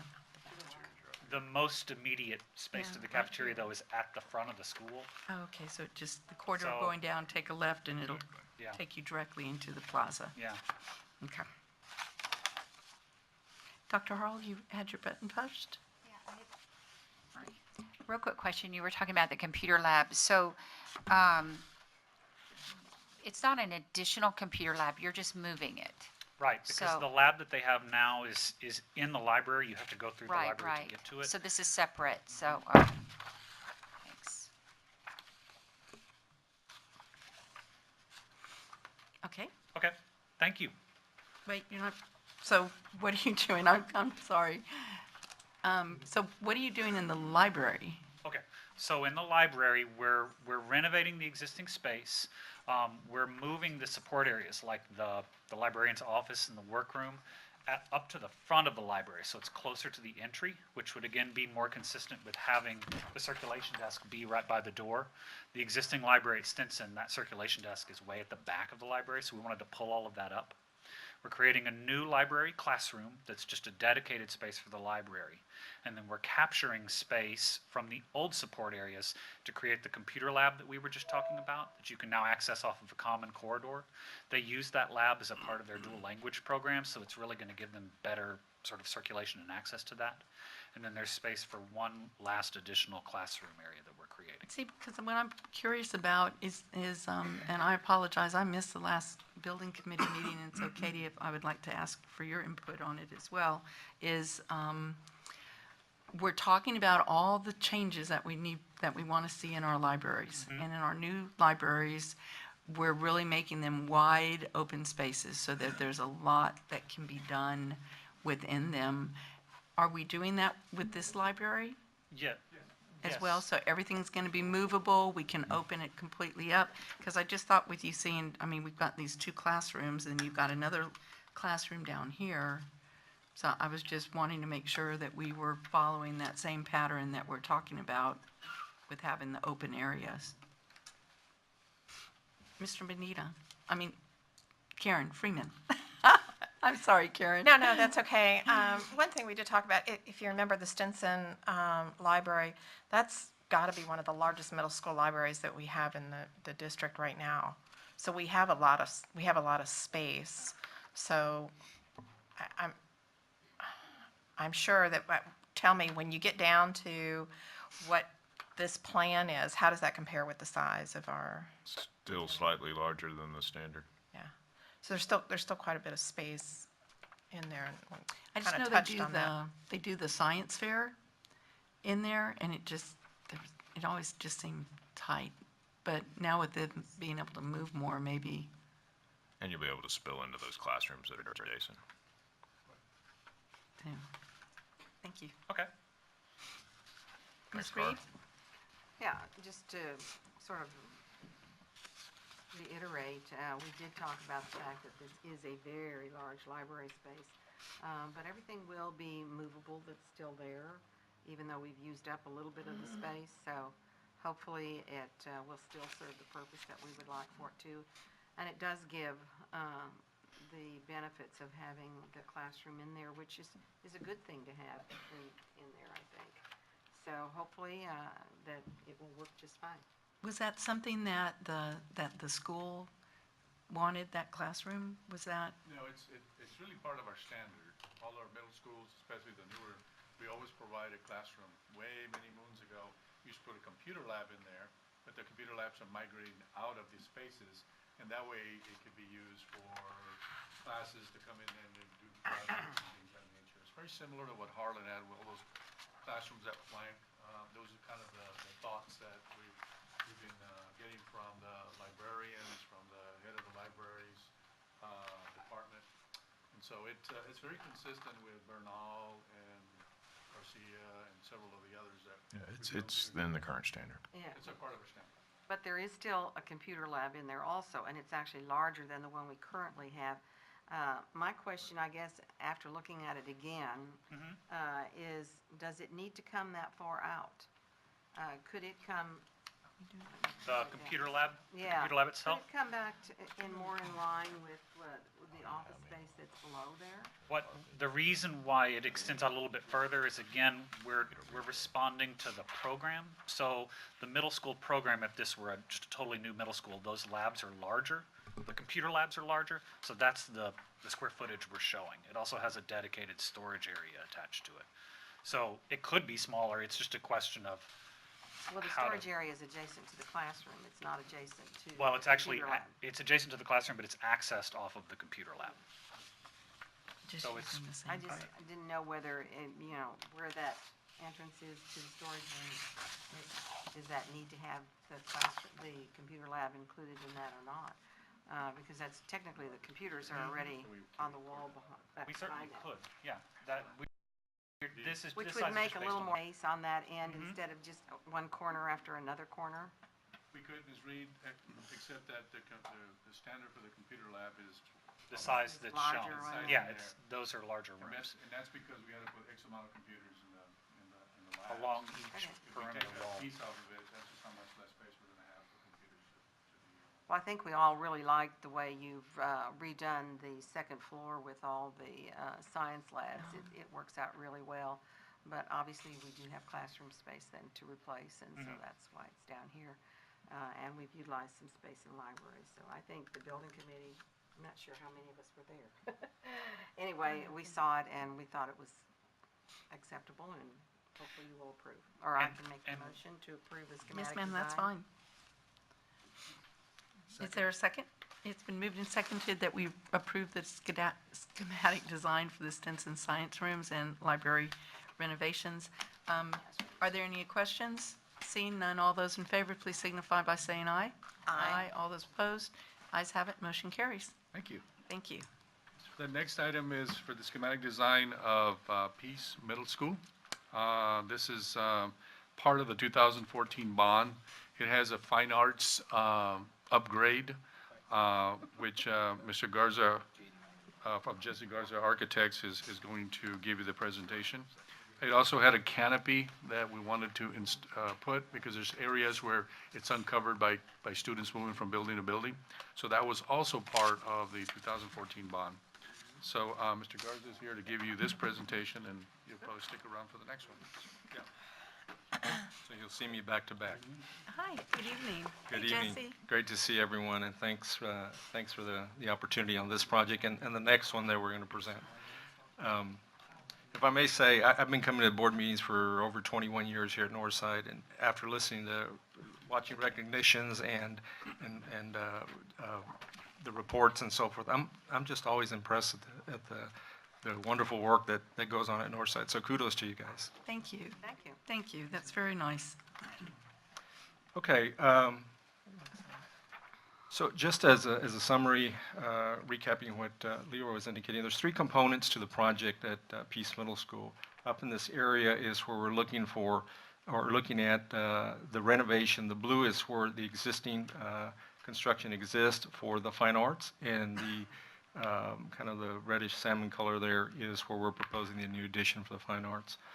There's also a drainage component that is in between the library and the kitchen cafeteria. There's a drainage issue there that we're addressing under the project as well. And then there's a canopy component that connects the addition that we actually worked on in 2009 back over to the gymnasium and the main building. So that component, that canopy there will be bid as a base bid with an alternate extending from the second entrance from that two-story addition to tie them all together. So in summary, that is the scope of the project. For orientation purposes, this is an existing plan. This is the area that we're looking at existing for the fine arts area, which consists of the band hall, the orchestra, and the choral. The exterior portion of the building, the photographs on the right give you an idea of what we're currently dealing with. This is a view from across the street, and this is the general area where we'd be considering the addition, which is a closer view here, projects out into this area by that sidewalk, and these two views right there. So quickly looking at the existing configuration, all this is housed within the existing structure, which is about 16 feet in height. And so they're undersized, and we're looking at increasing those to the current district standards for fine arts for the middle school. Next slide. Just for reference here, the first column straight down is photographs of the orchestra room.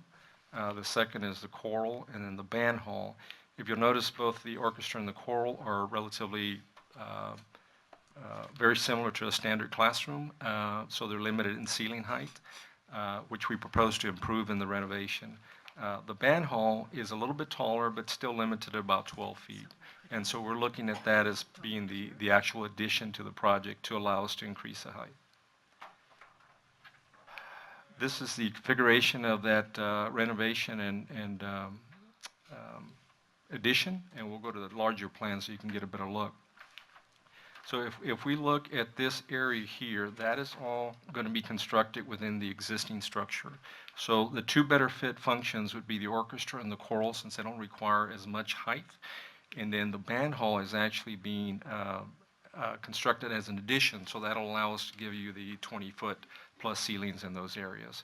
From a functional standpoint, the way this functions is you come into a shared area for practice facilities.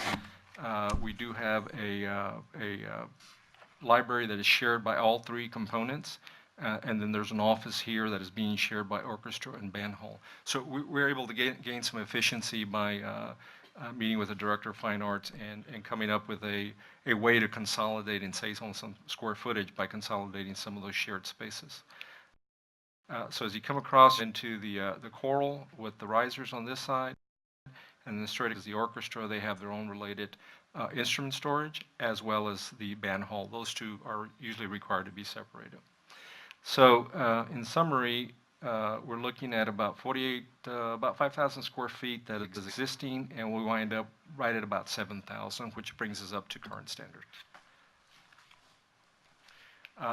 This is just a two-tone to give you an idea of where the addition takes place, which is the darker blue.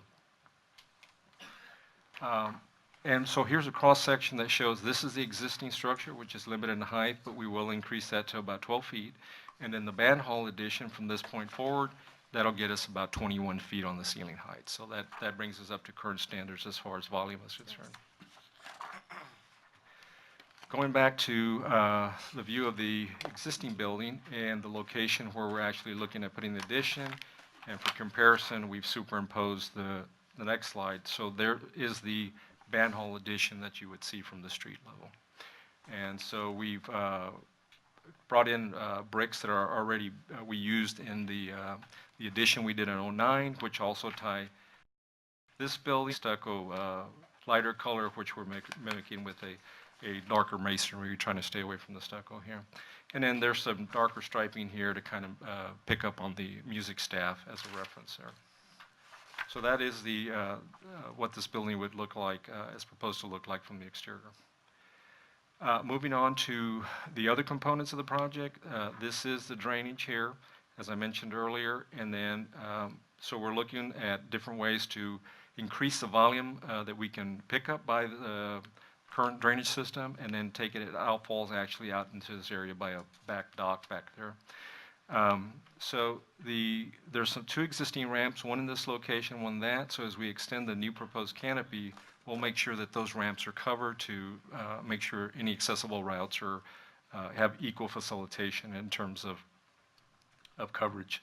And then the secondary covered walkways, there's actually a covered walk or a canopy there that is off the art rooms, and essentially we'll connect those and extend those forth. The next plan is, the next slide will show you, it's a little confusing because the areas are so tight, but that's the addition tying, the '09 addition tying to the existing building, and this is a canopy coming from the art, so we'll tie those together. I won't spend a lot of time on these photographs. So in a larger blow-up, that's essentially the canopy construction that we explained just a few minutes ago. Got it? And I think that concludes Peace Middle School.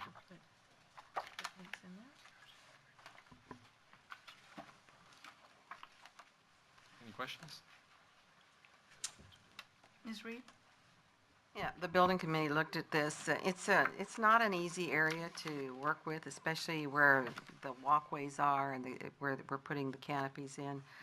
But it's necessary to do that to protect the kids from the weather and also to resolve the problems with the drainage. The band halls and orchestra and choral rooms certainly do need to have some additional height and additional space to bring them up to speed to the rest of our schools. So I would move approval of the schematic design as presented. Second.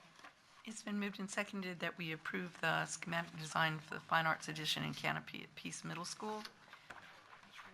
I have a couple of questions. Sure. In the band hall where you have the office, will that be windows on that side that looks into the band hall? Because that's not where I think it's reflected on your design. So your office is to the right. Yeah, right here, yes. So So windows we'll have windows along this side Okay, but and you on don't. that side. Okay, so you will have windows on the other side where the door is. Correct. That is correct. That's for sure. That's going to be open. Absolutely. Okay, because I thought it looked on your design Yeah, that you we'll- only had we'll windows act- on the we- corridor, which doesn't do any good, Jesse, because all the kids are going to be in No, the no. band hall. Correct. So we'll have window here for that director to be able to look into the band hall. We'll also have a small window for the orchestra, because remember, that's a shared office. Right. And then we'll have windows here for supervision to the practice rooms. Okay, and then what about choir? Choir, where am I? Down in the corner. Yeah, so Yeah. choir has a window from here looking out into here, and one looking into the, Okay, into the office as well. okay. And I had leaned over and asked Brian because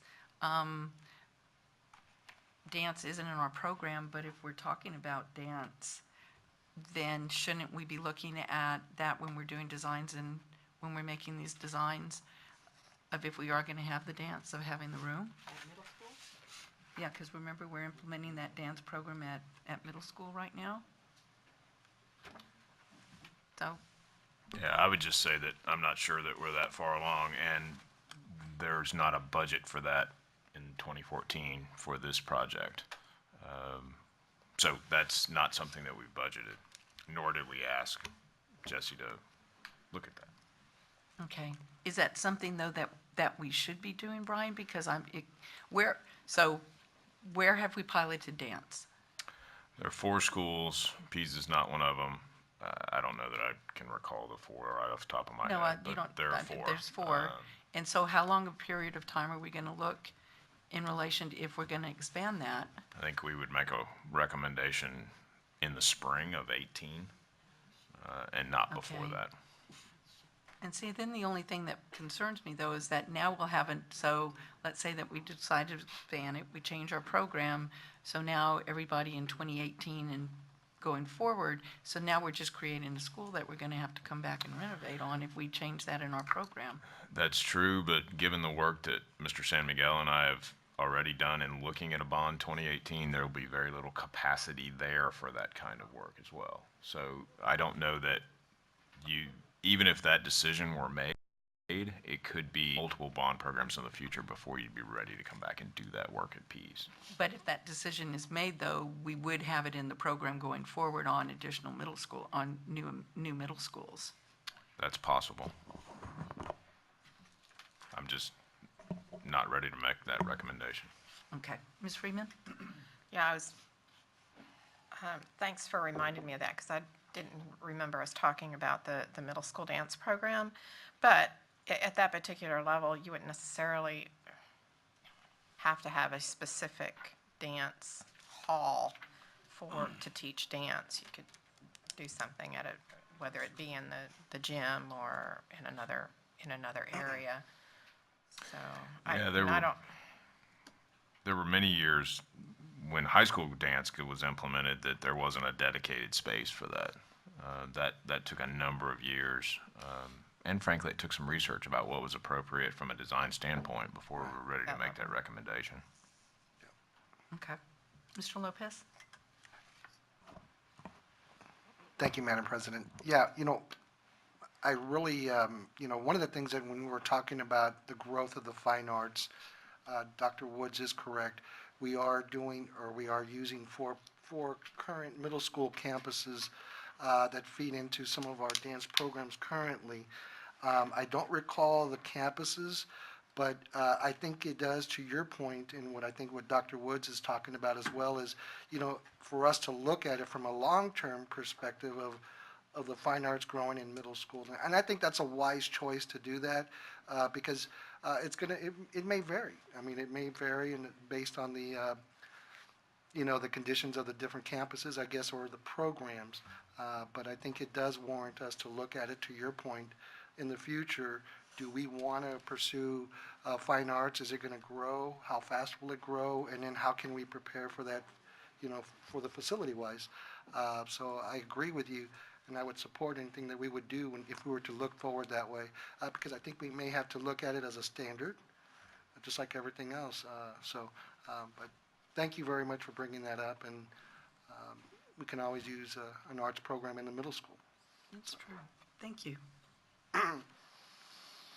Okay, I see are there any other questions? Seeing none, all those in favor, please signify by saying aye. Aye. Aye. All those opposed, the ayes have it, and motion carries. The next item of business on the agenda is the cafeteria kitchen renovations, which I believe are y'all as well.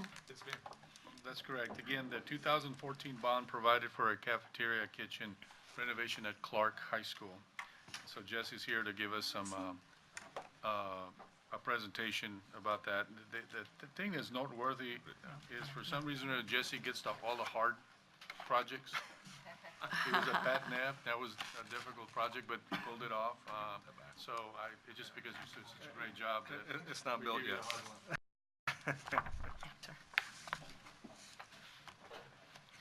Okay, so let's go ahead and go to that slide. So starting off with the existing conditions that we're dealing with at Clark. Keep in mind, this is on the first level of Building C. If you look at the key plan here, it has a full classroom level on the second over this area. As far as constraints are concerned, there is I guess a maintenance access there to the mechanical rooms on both ends. So we're kind of confined in this area. On this end here to the south, it's all existing classrooms, including teacher's lounge, culinary arts. We do have a significant width here in the circulation for students, a covered walkway that's also related to the bus loop. So there is an opportunity for expansion there. To the north is 12 feet, and that's a highly traveled area there. So we see that as also a confining element that we have to deal with. As far as the cafeteria, currently the seating capacity is about 499. It is a very small kitchen cafeteria. It only has 4 serving lines compared to the standard that's about 6 at most of the new high schools. It also has a kind of a difficult configuration. It's an L shape this way, so it makes seating efficiency a little bit more challenging. There is a snack bar in this area that is underutilized, essentially becomes storage right now. It is there's a lot of students that go off campus, so the seating is limited, but nevertheless, the scope is to increase that and bring it up to close to standards as possible. Just for reference, this is the dock area on the west end that we refer to, and this is some large mechanical rooms access there. So expansion in this area is difficult, and there's another view of that. This is a courtyard right off of the entrance into to the cafeteria, which is to the north, looking north. And then these two views to the right are this passageway, which extends over to the athletic fields. And the one on the left is the widest one that's about 25 feet, where there's a possibility of expansion to this area here, if at all. And to the north, this is the bus drop-off. That's that wall common to that large walkway that we're talking about possibly expanding into. So there's some windows currently existing there that open up into the cafeteria. So there's a pretty good grade change, making any addition beyond that point difficult. For reference, photographs of the existing. If you take it from here, that's the snack bar, comes around the corner, and that's the L shape. So that is the serving lines, which are, it's kind of a dark photograph here, but they're very limited there in that location. And then this is a scullery that's out in the open that we're actually going to be removing into the kitchen proper, or relocating rather. As an overall, this is the reconfigured plan, a proposed plan, if you will. This color here, the yellow, would be the kitchen reconfigured to meet current standards, with the existing freezer cooler being fairly new, so we're reusing those in the current location. We do have a small addition of a can wash area and dock in the back. So then the proposal comes in with 5 serving lines. That is the highest number of serving lines that we could accommodate per current standards without encroaching into any existing functions or losing a classroom or what have you within the existing facility. So it's still within the kitchen or the cafeteria proper that we're locating those 5 in there. So what that does is that it alleviates that L-shaped configuration. It brings the seating in a much more linear fashion. And then what we're proposing is an extension, an addition in this area out into that covered area, which is about half the width. So we're talking about maybe 13 feet there. And so we're introducing some round table seating, which is something that you've done in the recent high school. I think at Harlan High School has some round seating. And this wall would be entirely glass here with glass on both ends so that we could have pretty good supervision of any kids on the outside or the inside as well. So the addition and the reconfiguration of seating gets us up to adding about 100 seats, a little less than 100 seats from the existing. That's great. Next slide. So this will give you a close-up view of the serving lines, and starting with 1, 2, all the way to 5 here.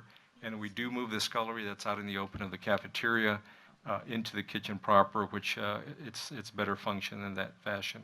All the prep areas are aligned here with the cook line and pass-throughs through these common walls all the way through.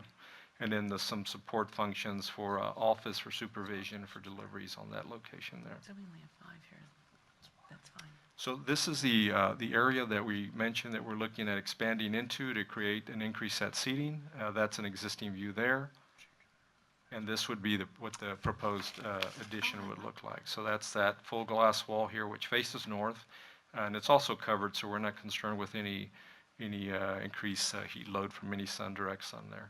And then we'd have a new entrance in this area there. Jesse, does anybody know, Katie, do you remember why the bars are up on that side? I know they've always been there since, and they've always been there since Brian was there. It slides this way to close that off. Yeah. Oh, it's a gate. Yes, it's a sliding gate. Oh, it's a gate. Pull sections off. You know, because it's always been open. We've been there, and I always thought, why do we have burglar bars on the side of the cafeteria? They do kind of look like that, but it's a big sliding gate that slides okay. across. All right, thanks. And then these are just some quick studies of what the cafeteria could look like on the interior side, and we would be coming back with that at a different phase. I really like your little outside, the glass area. Yeah. Yeah, that looks really nice. Okay, Ms. Reed, you as Sure. building committee As, chair? as the parent who had children there for many, many years, and even after it just very shortly opened, the cafeteria has never been a really good functioning facility as far as I'm concerned. And that walkway that we're moving the cafeteria out into is a very underutilized walkway. It's very wide, and it does not definitely need to be that wide. So what you've done here in this design, I think, is really will enhance the building a lot and give them the space that is needed in the cafeteria to make it an area that's not just broken up kind of funny. So it really looks nice, Jesse, and I think it's going to be a good thing for that campus to have. Even though a lot of the kids will still eat outside or go elsewhere, but this makes the use of the cafeteria for multifunctions much better. I wish I owned the Chick-fil-A down the street. Yeah. It's kind of funny, none of those places were there when my kids were there, and my son actually used to come home and make his own lunch because he didn't want to stay at school. So anyway, I design, and I would move approval for the Thank you. schematic design. Is there a second? Second. It's been moved and seconded that we approve the schematic design for the cafeteria kitchen renovations at Clark High School. Are there any other questions? Seeing none, all those in favor, please signify by saying aye. Aye. All those opposed, have it, motion job. carries. Thank you. It really is very nice design. Night.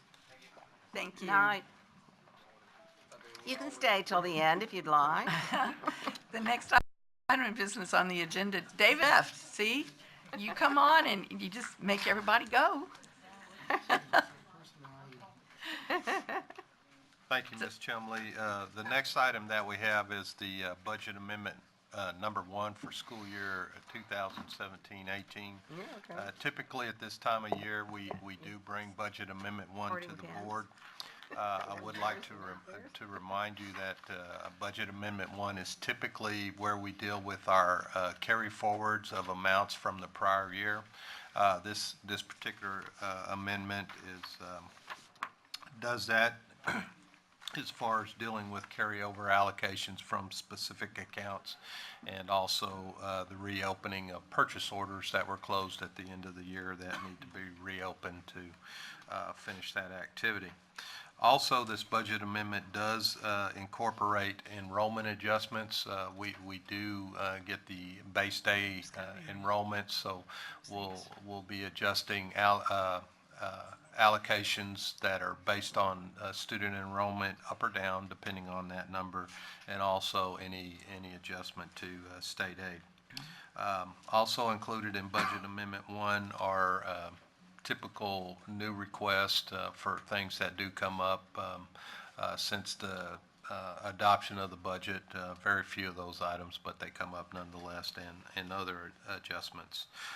We did discuss this in Finance Committee this afternoon in detail as outlined in your attachment. Those items are line for line. If you do have a particular question, I'd be more than happy to answer that. But for the presentation this evening, I just want to highlight the totals, if you will. Budget Amendment 1 does actually reduce our fund balance about $3.6 million. That's a lot less than it typically is that when we bring it forward because of the carryovers. If you do take out one adjustment I'll talk about here specifically, that amount included in this budget that you would typically compare from year to year is about 18 million reduction in the fund balance, so nothing unusual there. Part of those appropriations that we are making adjustment for, we do have an adjustment for hail damage from the 216 storm of about $4.6 million in those line items. That is actually for projects that are scheduled through December, so we still have a lot of projects that still need to be budgeted, so you'll see this adjustment come in other future amendments as well. As far as the enrollment adjustments, we did move the appropriations, reducing teacher allocation specifically, but other formulas as well, of about $3.6 million, reduce those appropriations. And also with the enrollment adjustment, that's somewhat offset by the reduction in state aid of about $3.2 million. Our purchase order carryover was about $2.4 million. We had some startup costs for our new schools that we carried forward of about $1.4 million. And then campus allocations, these are balances carry forward from year to year to year. Campuses do get to keep those. That was about $7.3 million. Unless there are any specific questions at this time, we would recommend the approval of Budget Amendment 1 as presented. Mr. Lopez, do you have any as Finance Committee Chair? Yes, we did discuss this at length in the Budget Finance Committee meeting this afternoon. And really, I mean, these are, what we look at is, really us just managing and controlling what we do every day in business or as a school district. So with that said, I recommend that we approve I move that we approve the Board of Trustees approve the Budget Amendment number 1 for the school year 2017 and 18. Is there a second? Second. It's been moved and seconded that we approve the Budget Amendment number 1 for school year 2017-2018. Are there any questions? Seeing none, all those in favor, please signify by saying aye. Aye. All those opposed, ayes have it, and motion carries. Next item in business is consideration and approval in relation to the fixed rate unlimited tax school building and refunding bonds. Boy, you put that short. Ms. Chumley, if it's agreeable with the board, what I'd like to do is to frame the next 5 items as it relates, you're welcome, as it relates to the finance plan that we typically bring to the Finance Committee this time of year. We did discuss this at length, and I'll just give a summary presentation to the board, which will help us move through these resolutions. rather quickly. Just a reminder, the finance plan that we bring forward actually outlines our debt transactions or the proposed debt transactions for the upcoming year. So what we presented at Finance Committee, typically what we talk about is the results of the prior year financings. Last year we had 4 transaction funding, and then we had 2 new money issues, one in fixed mode and one in variable mode.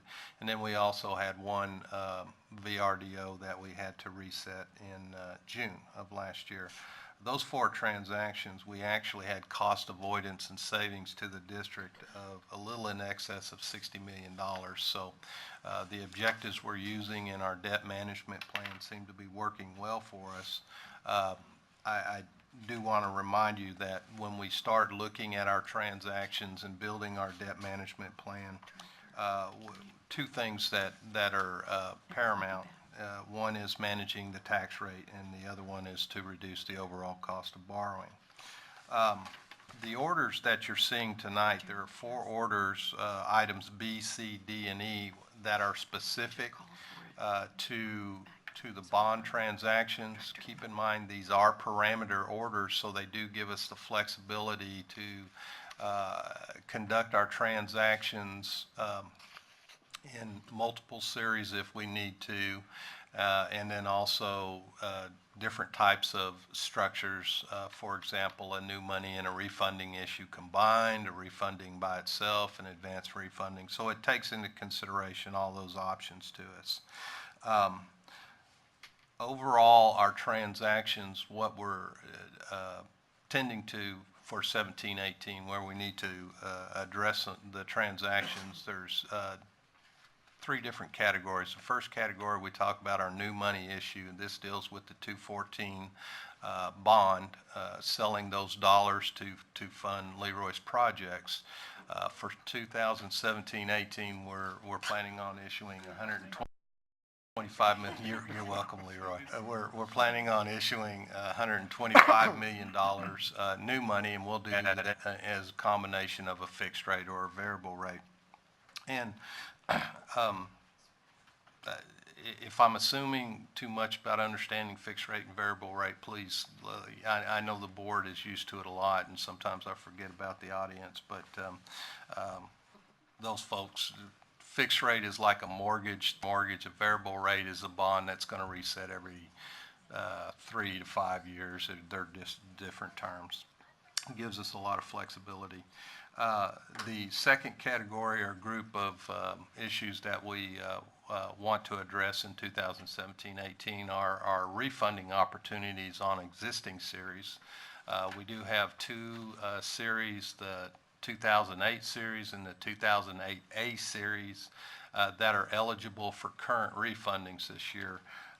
Those amounts for the 2008 is about $104 million, and then the 2008A is $63.745 million that's available for us, so we need to address those. And then the third group is the VRDOs, or the variable rates, that we do have reset scheduled this year, and we actually have 2, and we'll start in that cycle where we'll see 2 a year, 1 in June and 1 in August. We have the 2013 series that'll be coming up, and that one is going to be for $67.06 million, and then we have the 2015 series that'll come up that will be reset at $41 million. All that being said, we need to write our parameter orders to allow us to do these things, and that's what you're seeing tonight. So with that, let's talk about item number B and C. These are going to deal with the new money, the 125, and these things are written in such a way that we cannot exceed 125 million when you put all the series together. It could be in fixed and variable. The parameter orders are written that way. So the first 2 are dealing with that and the refunding of the 2008 and the 8A, allowing us to refund those or advance refund those, whatever we need to do in the multiple series. So with that, there is recommended language from the attorneys, so we know it's good and short. To address those two, I would first recommend that you consider item number B, which is to deal with those two issues in a fixed rate financing method. Q. Okay, so we're on agenda item number B? Yes. Okay, Mr. Lopez. Yes, Madam President. These items B was talked about in the Finance Committee meeting, and they did relate to the district's financing plan for 2017 and 18, as Mr. Restolini indicated. So therefore, I would move that the Board of Trustees adopt an order authorizing the issuance of Northside Independent School District's unlimited tax school building and/or refunding bonds in one or more series by delegated sale. Thank you. Is there a second? Yeah. Motion's been moved and seconded that we approved as read. Bond order, fixed rate. The fixed rate issuance? Yes. All right. Are there any questions come for the board? Seeing none, all those in favor, please signify by saying aye. Aye. Aye. All those opposed, the ayes have it, the motion carries. Thank you. Item number B is actually dealing with the new money, just exactly what I talked about, and this actually writes the parameter order for a variable rate transaction. With that, I would... C. C, excuse me. New money variable rate. New money variable. Thank you. Mr. Lopez? Again, I move that the Board of Trustees adopt an order authorizing the issuance of Northside Independent School District's variable rate unlimited tax school building and/or refunding bonds in one or more series by delegated sale. Is there a second? It's been moved and seconded that we approve the authorizing the issuance of Northside ISD variable rate issuance. All those in favor, please signify by saying aye. Aye. Aye. All those opposed, the ayes have it, motion carries. Thank you. The next two items that you have there, D and E, actually deal with the resets, the remarketing of the variables, the existing variables. Item D is order to authorize the remarketing of the 2015 series. Mr. Lopez? This is for the fourth order. I move that the Board of Trustees adopt an order authorizing the remarketing of Northside Independent School District's variable rate unlimited tax school building bond series 2013 by delegated sale. It's been moved and seconded that we approve the motion as read by Mr. Lopez. Are there any questions in relation to the motion on the floor? There being none, all those in favor, please signify by saying aye. Aye. All those opposed, the ayes have it, motion carries.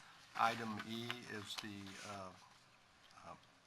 order to authorize the refunding of the variable rate issue series 2013.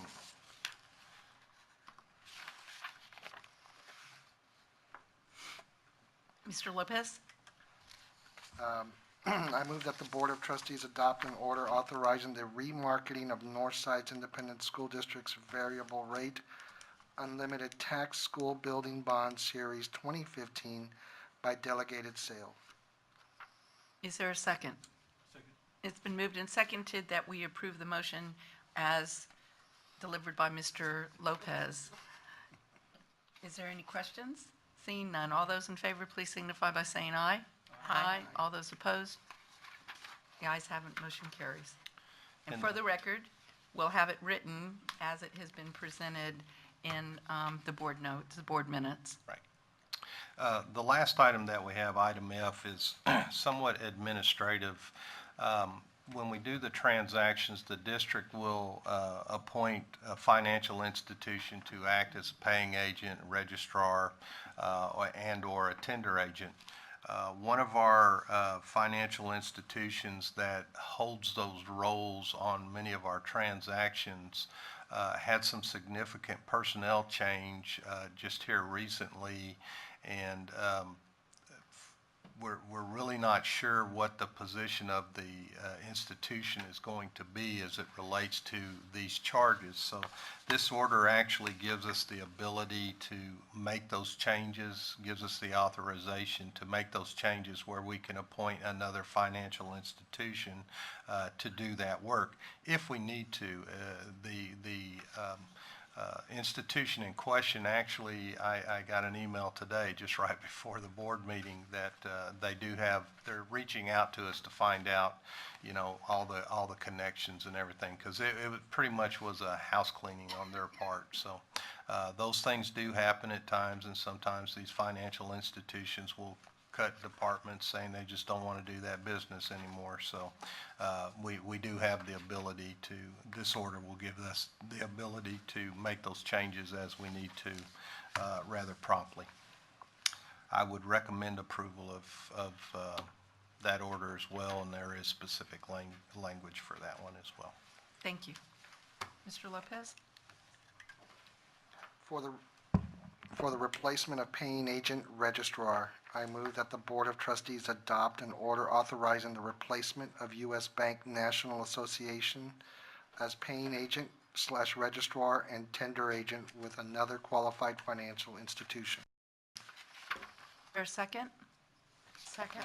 It's been moved and seconded that we support the motion that has been read and presented by Mr. Lopez. Are there any questions? I've got a couple. Yes, ma'am. So what I've seen in corporate America is that sometimes when you have a wholesale clean out, that there's been problems with a bank or with a financial company. Yeah. So are we doing any kind of, are we looking into or trying to find out if that was the situation? The way we in these particular cases, we actually work through our financial advisor, and they were kind of stunned with it as we were. So the answer to your question is yes, we're doing it through our financial advisor to find out if there's any issues with the institution. Sometimes it's just a matter of, these folks will move for money. So, it may have been a raid from another institution for all we know. We just don't really know. There's not anything that is financially wrong with the institution at all. None, it's none of that. It's just that niche in the business. Do they want to do it or not? And it does appear that they're going to continue to do that. You just kind of have to rebound and try to figure out how they're going to do it. Do our financial advisors offer suggestions on banks, or do they just do the research for us? What we typically do on a transaction, Ms. Chumley, is we will actually ask them to do proposals, because there's a whole bunch of these firms out there that do this stuff. So they will actually solicit proposals from those firms, and then they tell us, here's what's available and here's the pricing. And then we actually determine which one we want to go with. Right now, the district actually deals with 3 different firms that do these sort of things. So, we don't necessarily use one firm to do a transaction. U.S. Bank has been very, very good for it. We've been very happy with them, actually. And there hasn't been any change in their financial ratings or anything because of this? It's just that department, for all practical purposes, kind of cleared house, yes. Okay. Yeah. All right, thank you. All those in favor, please signify by saying aye. Aye. All those opposed? The ayes have it and the motion carries. Thank you, Ms. Chumley. That concludes my 6 items. Thank you. And Mr. Lopez, thank you for handling all the wording on those motions as well. The next item of business is the property and boiler machinery insurance. Hi. Hey, how are y'all? Good. Nice to have you with us. Thank you. Good evening, Dr. Woods, Ms. Chumley, members of the board. I'm Debbie Glass, Director of Risk Management. Tonight we request your approval for our property insurance renewal. This upcoming policy year, all coverage and deductibles are basically the same as last year, including the wind and hail deductible. However, there is an increase in premium. This is due to the 2016 hailstorm damage claim and the other recent storms and hurricanes that did not affect our district but affected the United States as well as other parts of the country. We received 2 quotes with multiple options ranging from what we currently have to almost unrealistic deductibles. These quotes were reviewed, and given our district size and budget, we agree that we can self-insure for losses up to $2.5 million. So we are recommending approval for Westchester Insurance with a $400 million loss limit, a 1% wind hail deductible per location with a max deductible of $2.5 per occurrence. The premium is $2.2 million, which is an increase of $678,000 over last year. This is a 1-year policy term. Are there questions? Ms. Freeman? Yes, please remind me what our loss was regarding the hail this past year? or the previous year? 2016? Yes. We're sitting at about $80 million. So 400 million is. So, Yeah, what you see in the matrix that's attached in your agenda is various levels of loss limit, which we've kind of come down on over time since the hailstorm, and now, of course, with the hurricanes on top of that, we've tried to improve our premium situation. But given our budget and our lost my train of thought. Sorry, our budget and our fund balance, we can afford to insure, as we've done this year, in the current year, self-insure to a degree, and that's why we would recommend the $2.5 million per occurrence, which does help to drive the premium cost down to an extent. And we'll hope for a year without major disasters coming forward. Yeah. Mr. Lopez? If there aren't any more questions, I was going to move that I move that the Board of Trustees approve the property and boiler machine insurance. I'm sorry, machinery insurance as presented. Is there a second? Second. It's been moved and seconded that we approve the district's property boiler and machinery insurance. It's late in the evening. Are there any other questions? Okay, so Debbie, go back on that. So we have a $2.5 million cap or $2.5 million Deductible. deductible? Yes, ma'am. Yeah, do you mean? per occurrence. Per occurrence. Okay, $2.5 so- million So per I have occurrence a hailstorm come in like we did, Mhm. 80 million in damage. Mhm. The max the district's paying is 2.5. Yes, ma'am. Okay, I just want to make sure, because I thought you were saying occurrence, but, I mean, I was thinking it was Well, it's 2.5 million deductible per occurrence. occurrence, right? I was thinking, I don't know, I was thinking it was Like per site, maybe? per site. And it's Oh, not. Yeah, Very, per, very, very definitely not per site. I want to be clear. That's not per usually site. our first but just, question. there was one, and, That's the first question Debbie has to answer, yeah. and which one are we going with on this? Westchester, it's One. option 1. Option 1? Mhm. Okay, I know, but I'm just, oh, that's our prior. Yeah, in the Yeah. blue Okay, is never prior. mind, I'm sorry, I was looking Yeah. at that, that's the The prior. prior, and then you see the. Yeah, we'd be happy to stay with that. Yeah, we'd Yeah, be happy right. to stay with that, That okay. ain't gonna happen. All right, thank you very much. Very welcome, thank you. All those in favor, please signify by saying aye. Aye. All those opposed, the ayes have it, motion carries. Thank you. Debbie. The next item of business on the agenda is the boundary proposal for Mora Elementary School, which Debbie, I've heard is real clear cut and we're going to love it. It is indeed. While she's setting up, Ms. Chumley, so next August of 18, we will open up elementary school number 79, Linda Mora Elementary. We took this to policy on the 3rd of October, ran it by cabinet, and tonight we bring you that administrative proposal. Ms. McNerney. Okay.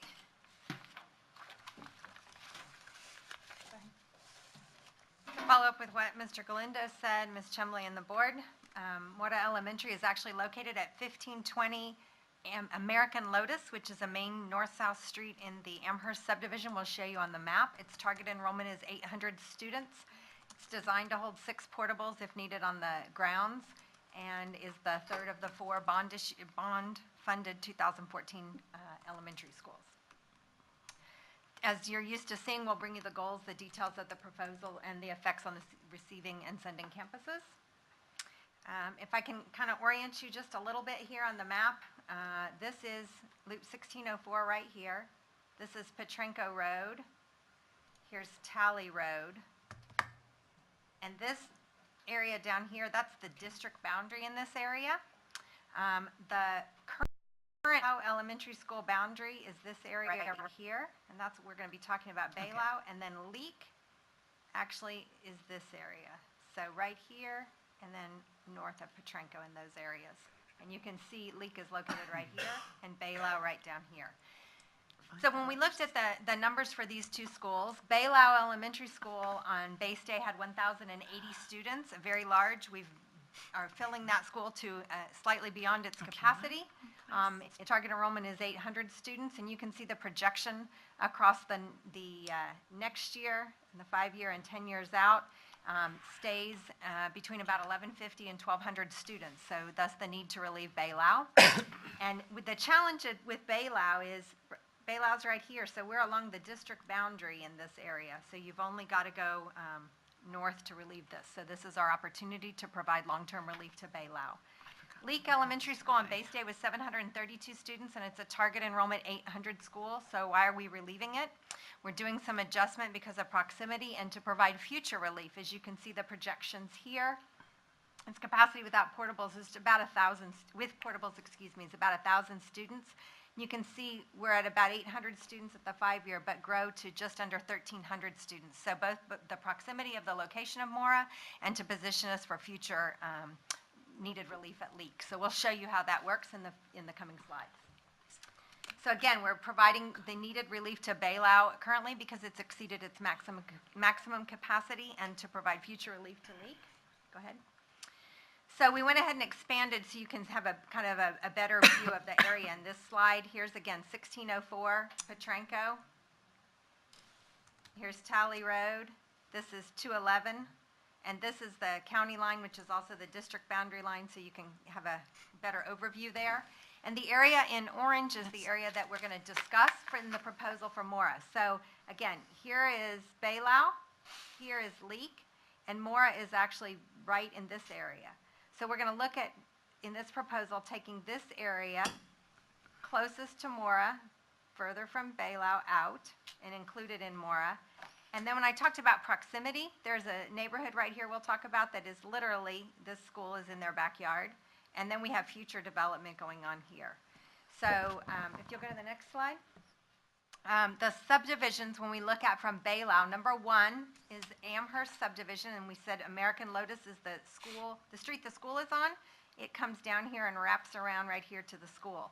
So this is one subdivision here, Amherst subdivision, and that's built out. The area right here in number 2 is the canyons at Amherst. So D.R. Horton has this project.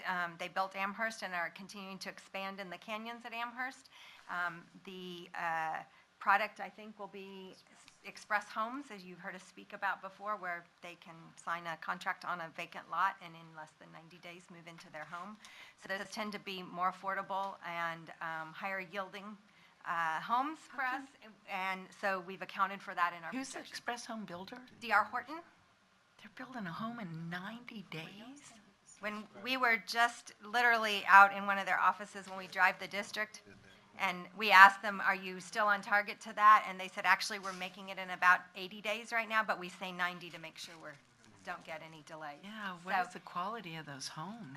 You don't have a lot of options. They're very much standard. You pick kind of your layout, your floor plan, and your front of your house, and everything else comes standard. What's the value of those homes, Debbie? They'll tell you from, 180 to the low 200s, and that's the price of a starter home in Northside right now. The low 200s for an 180 80-day? to the low 200s. We were literally in and looking at floor plans and talking to some of the sales offices to kind of get a feel for, are they really delivering in that time frame? And that's when they said, absolutely, average about 80 days, but they don't advertise that. So we've accounted for that yield, and I tell you that that's a similar product to what we saw closest right here to Baylau Elementary School. And we saw that they'll build streets, entire streets at a time. So that's the areas that we would recommend to include from Baylau. The area here, obviously, is the subdivision Laurel Mountain Ranch where the school Baylau is located. And Baylau has, could you go back just for a minute to the previous, whoops. These other subdivisions that are in Baylau, these areas right here, these actually enter and exit off 1604, so it wouldn't make sense to consider any of those. Okay, you can go forward. Thank you. When you look at the areas from Leek, this is the Coolcrest subdivision, and this is a much older existing neighborhood. The front half of the neighborhood is existing homes that have been there my vintage. Yes. The students that live in there from many days ago went to Marshall High School, so it's been around for a long time. Towards the back of the subdivision, there are some streets that are primarily manufactured homes but individual lots. It's not considered a manufactured home community. It truly is the Coolcrest neighborhood. The interesting thing, and you'll hear me talk about with transportation, the streets in this neighborhood are very much what you would consider an older county road. They are very narrow, paved asphalt streets with no improvements. There's no curbs, no sidewalks. So even though this area is extremely close to the school, that area would have to be eligible for transportation because there are no safe walkways for students in those areas. So I just want to kind of point that out because that's unusual when we're used to looking at new subdivisions and there are sidewalks and things like that. This subdivision is older and does not have those type of improvements. The other area, number 4, before I get to number 4, Grossenbacher Road is this piece right here. There are rural residences that are in that area as well as there's right along that east-west piece of Grossenbacher. So those, we've accounted for the students that are in those more rural tracts of land as well. And then the large area in orange, number 4, is a future development, Arcadia Ridge Phase 3. So no students there currently. Those will be coming in the future. And that's where you saw that growth in Leek long-term, and we're trying to balance that. So we're taking that future growth and including that in Mora Elementary. So you can see it's a fairly compact zone, and that gives us the numbers. If you'll go to the next slide. You can look at the numbers from Baylau. So those are the Amherst and the Kenyans at Amherst. We expect in the projections about 361 students next year, almost 500 students 10 years out. Can you go to the next slide, please? In the Coolcrest area, the existing subdivision, and then we call it the Dumick area west of Grossenbacher. That's the Arcadia Ridge. Dumick is a tract, and the rural addresses along those areas. Approximately 87 students projected next year and 405 students projected 10 years out. Next slide. And that's that growth that we're talking about in that large orange area. So what does that do to the numbers that we saw on the first slide for Baylau and Leek? You can see Baylau is projected to be around 1,150 to 1,200 for the long haul. It's an 800 target enrollment school. This would bring Baylau down to 803 students next year. I can tell you the campus is ready for that. About 790 students at the 5-year and about 714 students at the 10-year. Why does that number go down over time? Those express home areas in the Laurel Mountain Ranch area and some of the Dove areas along 1604 and Baylau have been over-yielding.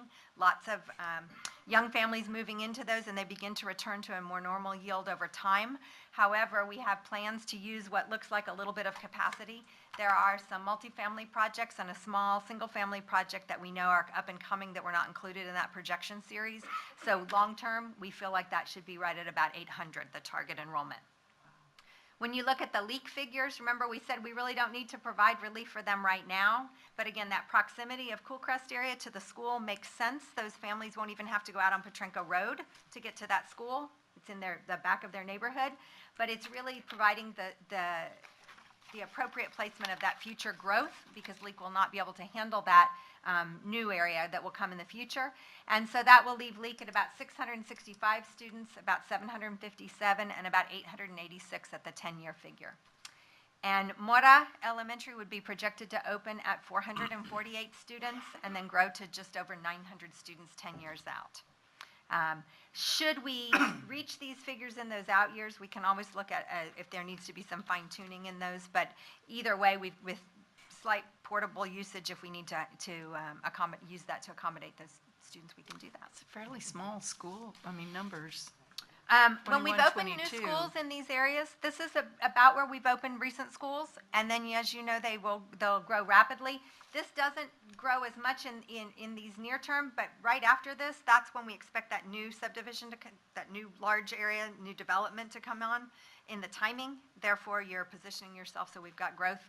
And we can't wait to open this school because, again, Baylau has already slightly exceeded its maximum capacity this year with all the portables we can put on that facility. If you go to the next slide. So the typical things we've talked about, neighborhood integrity and development, we've taken all of that into account. Apartments and manufactured homes, there are none in this area for the zone for Mora. We did not bring you an alternative, which is very unusual. Sheerly based on the location of this school against the district boundary, and we're taking the two areas that are from Leek and from Baylau that are right adjacent to that school. We can't go to the south because you're out of the district. We really felt like we're kind of in a landlocked situation, and this truly was the best proposal for this school zone. As far as frequency of change, no students would be moved 2 times during their elementary. The students at Baylau Elementary were last moved in 2010-11 when we opened Baylau, and Leek students were last moved in 2011-12 when we opened Leek. So none of those individual students would be affected by a second move during their elementary years. When we look at feeder patterns, Baylau is currently 100% clean feeder to Luna, and that would continue. Leek is currently split between Luna and Bernal. The figures this year, it's about 33% Luna and about 67% Bernal. With this proposal for Mora opening, it would leave Leek at 26% Luna and 74% Bernal. However, the growth that is in the Leek area is all in the Luna piece. That's the Weston Oaks that's right around the school. So as that area continues to grow, that percent will increase. The other areas are much more built out. And then Mora would be 100% clean feeder to Luna. We looked at approximate travel distances, and this is not something we can always bring to you, but every single area we looked at is an improved travel distance. We picked an address in Amherst, which is the north-south running subdivision in the Baylau attendance area. That particular address travels 2.87 miles to Baylau and be traveling 0.65 miles to Mora, so a significant improvement. The Cool Crest, the existing subdivision that's just north of Mora, that's in Leek, currently travels 1.38 miles to Leek and would travel 0.82 miles to Mora. Originally, when we moved that area into Leek, could you go back to 27 just for a quick second?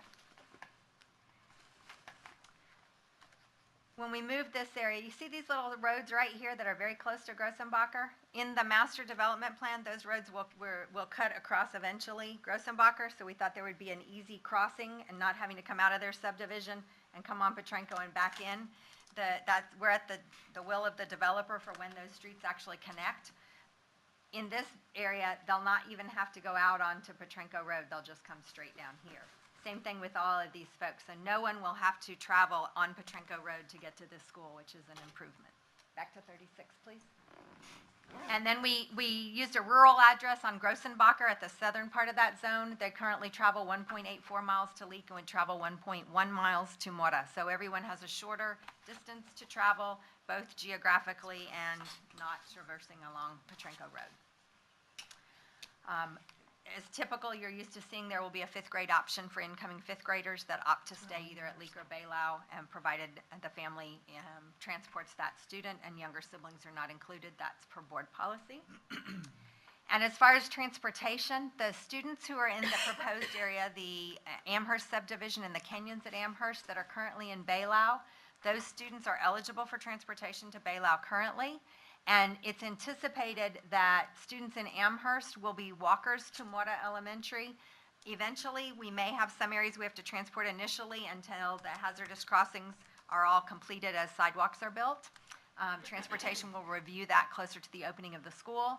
The students in the Kenyons at Amherst, the same situation. They currently would be eligible for transportation to Baylau and should be eligible to walk once walkways are built. And students that are from the Cool Crest area in Leek currently are eligible for transportation and would have to continue to be eligible for transportation because there's not adequate walkways. And that concludes the presentation. All right. Dr. Harrell. Real quick, what years were Baylau and Leek built? Baylau opened in 2010, 11, and Leek in 11, 12.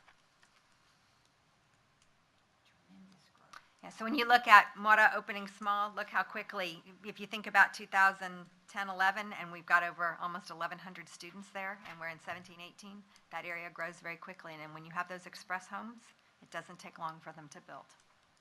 That's just amazing to me. It is, it is. Anything else, Dr. Harrell? No. No? Okay. Okay, this is. Mr. Blunt? Another real quick question. Yes, on the Arcadia, Yes, that sir. last point you're sort of making on, is there anybody else besides developer talking about a road between that back end of Rosenbacher to Morta? Okay, so Grossenbacher currently runs Yeah. this way and then goes, kind of stubs out here and then comes back down. Right. Eventually, Marbach Road is down over here, right? If you're at Marbach in 1604, and Marbach has crossed 1604. When you look at the major thoroughfare plans, it's going to come up and actually be part of this whole area. So when this area is developed, there are a couple things that have to happen. This is a major floodplain right here. So whether in the master development plan, there are plans to eventually build a bridge in that area, but it's a very expensive bridge. It's a very large floodplain. Whether that actually gets built or not is questionable. But the development here is responsible for improving this piece of Grossenbacher. If you turn right down here off Grossenbacher and go this way, literally, it dead ends in some property. Right. So as part of the development, they would be required to make improvements here, and then eventually it should tie in with Marbach Road. So that's the responsibility of whoever develops that area. And okay, thank you. And real quick, but what I was actually talking about, that getting actually to Morta though, from there, that piece right there, this yeah. north-south go piece? left, yeah, to Gross. They're not that we're aware of at this Okay. point in time. Okay, because I drive that a lot. Yeah, it is like those neighborhoods. It's a little, barely a two-lane Okay. paved asphalt road. So these folks can come through the neighborhood literally and get here if they need to. They can come down this way. The rural addresses along here obviously are going to traverse Grossenbacher. But as this subdivision continues to develop, there will be, other access points. The Amherst folks are coming north-south off that primary American Lotus Street. Okay, good, thank you.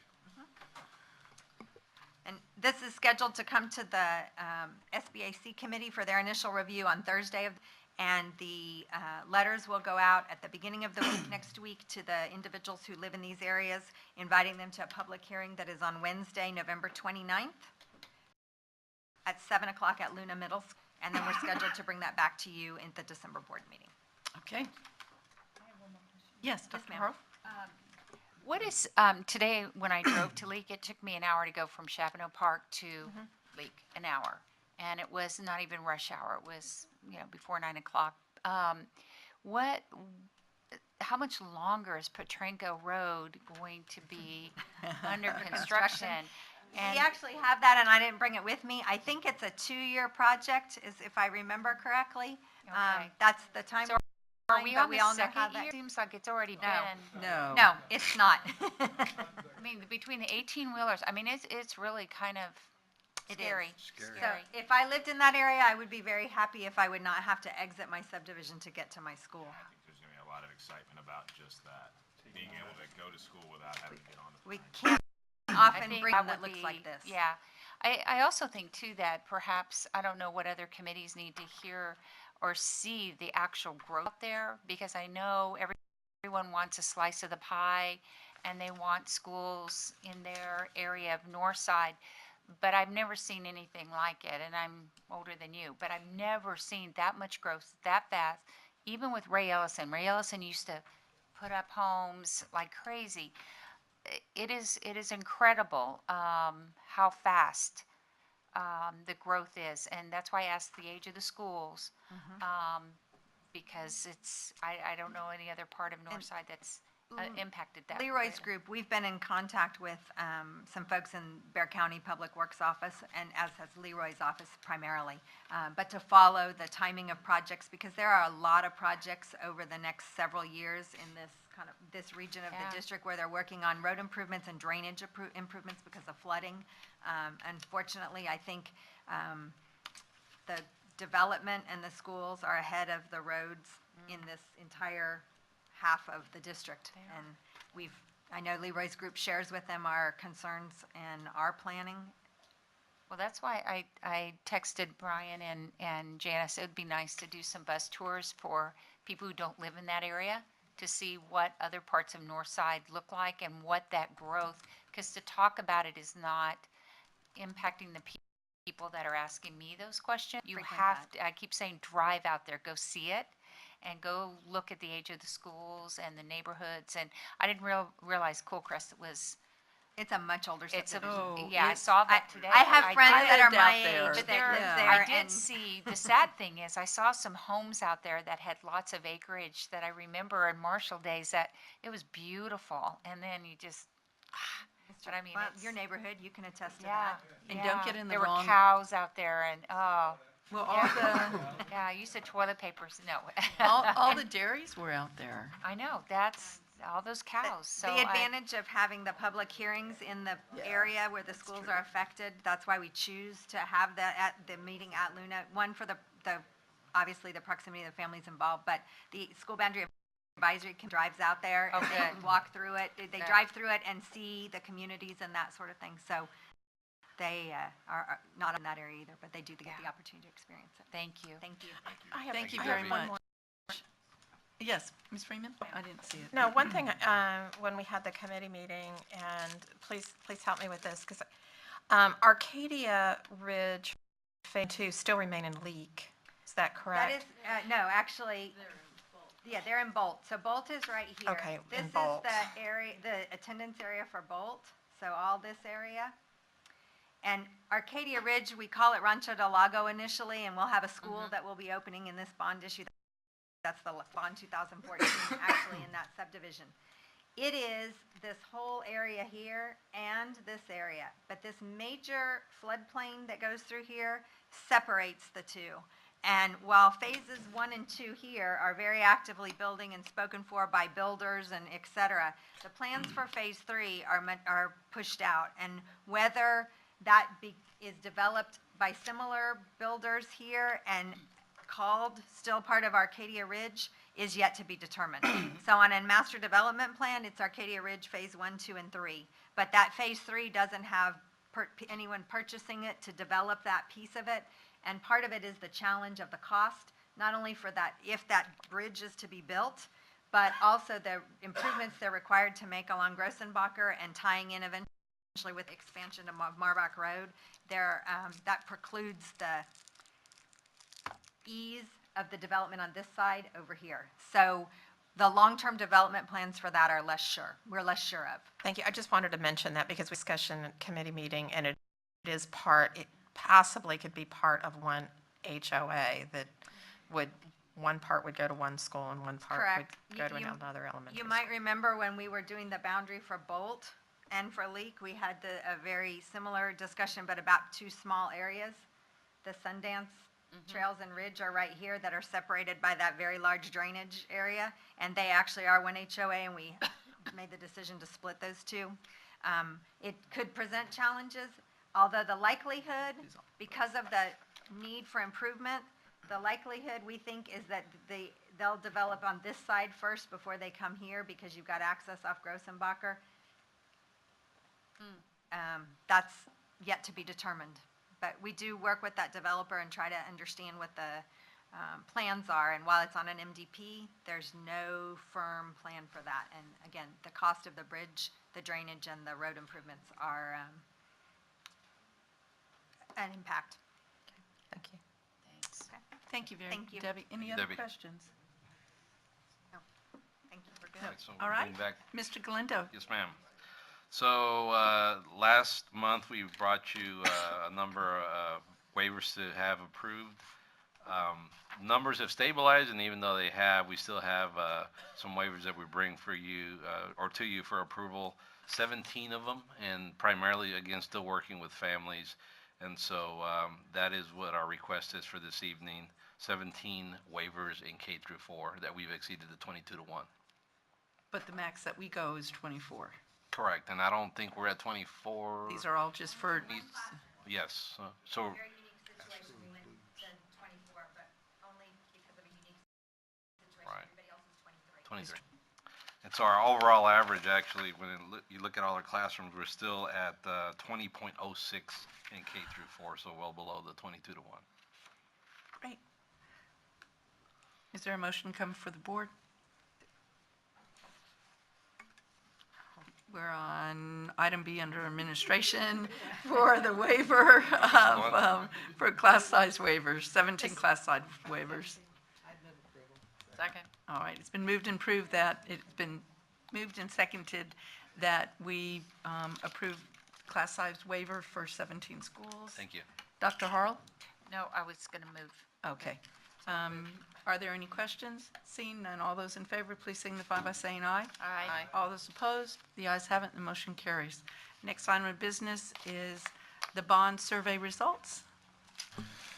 Yes, ma'am.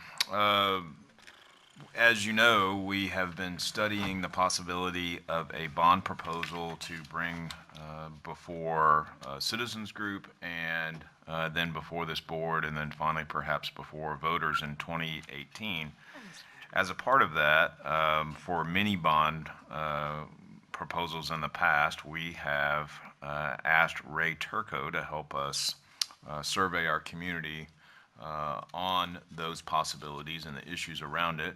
And he is here to bring you the report from that survey work that was conducted in the summer and early fall. Mr. Turco. It's very nice to see you again. We've worked together with you for many, many years. It's always been a pleasure to come and work with the district. It's always been a pleasure to report the results of the survey. The successful bond elections that voters have approved has been a show of great satisfaction. And so I'm very thankful that you've made me a part of this project as well as the previous ones. We've done this a little bit differently this year. This year, I was retained by the Northside Bond Committee, and they have asked me to come and make a report and present the survey findings for you. And so with that, I'd like to kind of go very briefly, as quick as I could. If you have any questions as we go through the presentation, please ask them, and I'll answer them as best I can. Let's talk about the methodology. This year, a little bit differently, we did 4 surveys, okay? We did our telephone survey, and what we did is we did 400 randomly sampled residents who had a history of voting in a municipal election, school board election, in either from 2009 forward. That made us a universe of about 18,000 households, okay? That's the survey that we have used each year, a telephone survey, because that gives us the statistical reliability that we're looking for. A survey of 400 respondents gives us a plus or minus 5% error rate. So when we ask a question, how satisfied or dissatisfied you are with the quality of education in your district, you'll have 4 responses. You'll have an intense positive and an intense negative, and what we call a soft positive and a soft negative. I'm 95% sure that if we take the 2 positive responses, it's going to be 5% better or 5% worse in what they call a worst-case scenario. The second survey we did was a survey of all district employees. This was done a web-based survey. We did this back in 2013. We also did a parent survey, again done in 2013 also. This year we also did a community member survey, because there were people who did not have children in school who wanted the opportunity to participate. So we've done 4 surveys. You'll see the numbers. We had our 400 telephone surveys. We had 7,600 plus employees respond to the survey. We had 300 parents respond to the survey, and 137 residents of the community participate in the survey. They were conducted in September and October. We've provided responses in order to break them down by campus and non-campus in terms of employees and parents based on the grade level of their children. Next slide, please. In terms of the telephone survey, this is how we have broken down the district since we first started doing the survey. What we did is there are, in Area 1, there are 15% of registered voters in that area, historical voters in that area. So 15% of the completed surveys were done in that area. We didn't say 25, 25, 25, 25 because we wanted to be statistically valid. We didn't want to oversample in one area, underrepresent another part of the area. So that's how it's broken down. And if you were to go back and and look at some of the previous surveys that were done in the district, you could track as growth has occurred from a voting standpoint and when it has not. Next, please. I want to look at some of the profiles of our sample. You'll know when we look at the age of the respondent, if we look at the voter sample, it's an older sample. 62% are 55 years of age or older. People who vote in bond elections tend to be older and tend to be more long-term residents. That shows up in this survey. You look at the community member survey, it's also an older sample. If we look at our employees and our parents, that generally tends to be a middle-aged sample. So we just wanted to show that as to who we talk to. Next slide, please. We look at the length of residence. Voters, 59% have lived in the district for 20 years or more. Generally, when we've done surveys and when we've looked at the election results afterwards, the people who vote are people who have lived in the district the longest amount of time and who are older. The people who benefit the most from a school bond election are the people who are least likely to vote. Next slide, please. The other thing we looked at was voting activity. Because what we did is we took the files of employees and looked at the files of parents and matched them against our voting history that we got from Bexar County. You'll look at the voters, okay, they're from the whole sample. So 100% of historical voters were included in the phone sample. But if you look at the employee sample of those people who participated, just 3% were in our original voter base. Only 4%, 3% of parents, 4% of employees, 3% of parents took part in that, have voted since 2009. You'll see 42% of employees and 48% of parents are either not registered or living out, living out of the district and registered. So as we look at the numbers, the community in and of itself is very supportive of the district and what they have done in the past and what they have done. And it has shown in the bond elections. But it's not necessarily the result of the involvement of employees and the involvement of parents. Next slide, please. We'll ask them how satisfied or dissatisfied they are with the quality of education. You'll see voters are 75% positive about the satisfaction. So we're getting a 3 out of every 4 people that we talk to. Employees are 94% satisfied. Parents are at 92% satisfied. Community members are at 88% satisfied. So there's a lot of satisfaction, of course, in the district. Next slide, please. Sure. Oh, I'm sorry. I'm sorry, Doctor. Okay, well, Bobby, that's good, and then Dr. Harrell. Oh, mine's just a mathematical question. Okay. On the voters, why doesn't that add up to 100? With voters, there's a no opinion response, Oh. and that would add. I didn't want to. It gets really large and cumbersome if you start putting all of the categories in. Dr. Harrell? With the employees, was there any denotation that, where they circled if they were a Northside resident and a employee? There was a spot that said whether or not they lived in the district. Okay. But when we looked at the overall results, we incorporated the whole thing. I didn't take only those people who said they lived in the district as within these questions. Okay. We can go back and look at that. We have that data available. That'd be great. Okay. Next, please. We gave them 4 issues, and we said how Karen? critical. I'm sorry, Ray. Hang on. Karen? Oh, I don't know, I could have said this at the end. Just for the record, too, you were retained, not necessarily by the Northside Bond Committee. We just want to make sure that Right, the so- Bond Committee is not confused with the Bond Advisory, the committee, and the difference between the bond and the PAC.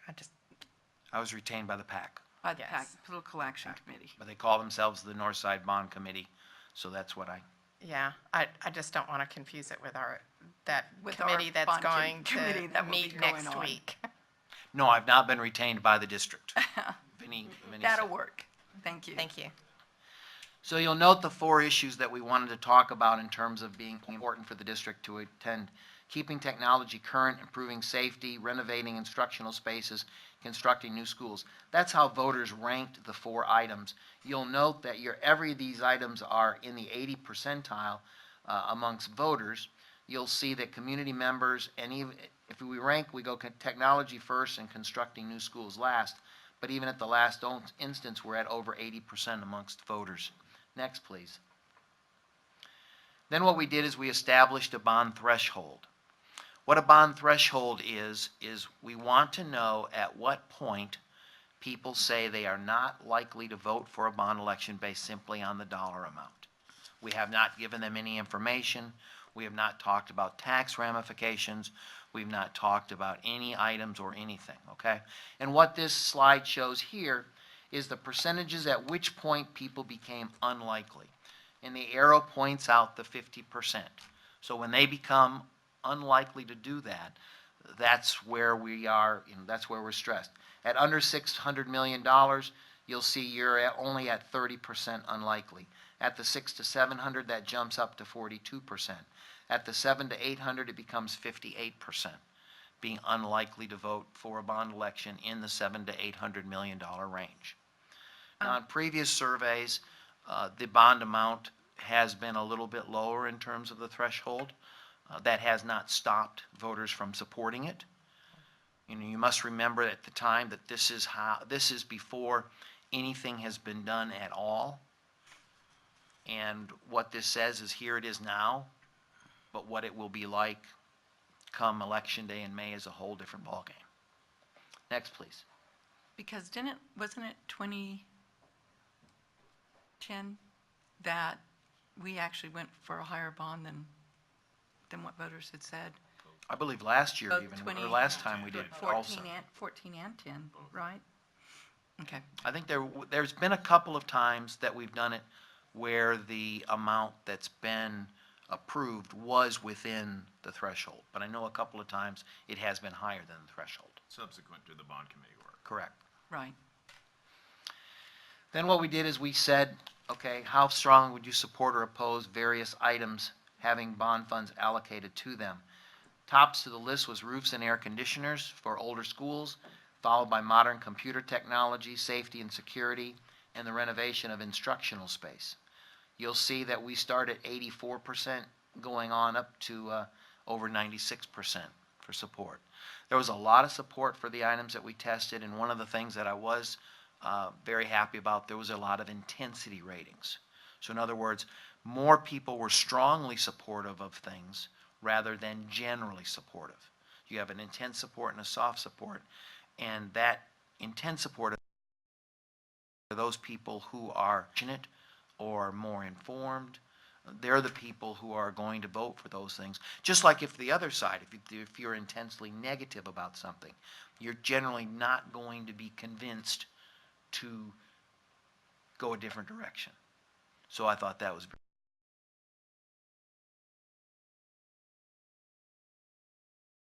very good. If an election were held today, how strong are proposals of $800 million to various items? You'll note that in the pre-test, we had 55% of voters who said they would support it versus 36% who was opposed. Back in 2013, those percentages were lower in the pre-test. Employees, if they did vote, they'd be very positive and it'd be a very good group. Parents were at 59%. Community members were at 50%. Next, please. Then we looked at very specific items in terms of renovating instructional space and replacing roofs and air conditioning units in older units. you'll see that we generated over 80% support. Yes. Mr. Turco, hold on just a minute. Yep. Mr. Lopez? Mr. Turco, what do you classify a community member? Who do you classify that? We call them community members. We ask that they not have children in school and they not be an employee, but do live in the district. Would they be like a neighborhood president?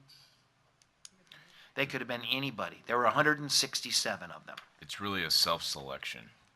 There wasn't a vetting process. No, they were just said if they wanted to participate in the survey to go to the website. Like, for example, with the employee survey and the parent survey, they had to either know their E-number or a student number in order to participate. So those people were vetted. In this particular case, with the community members, they were just told to go to the website and participate in the survey. So we don't know, they could, for all intents and purposes, have been people from outside of the district. Because we don't know that, we didn't have that information to say, you know, you have to guarantee that you have an address or you have something. But again, there was only 160.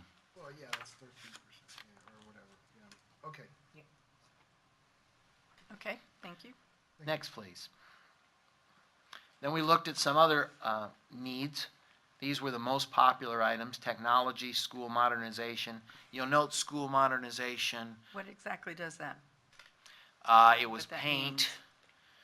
Hold on just a second. I can.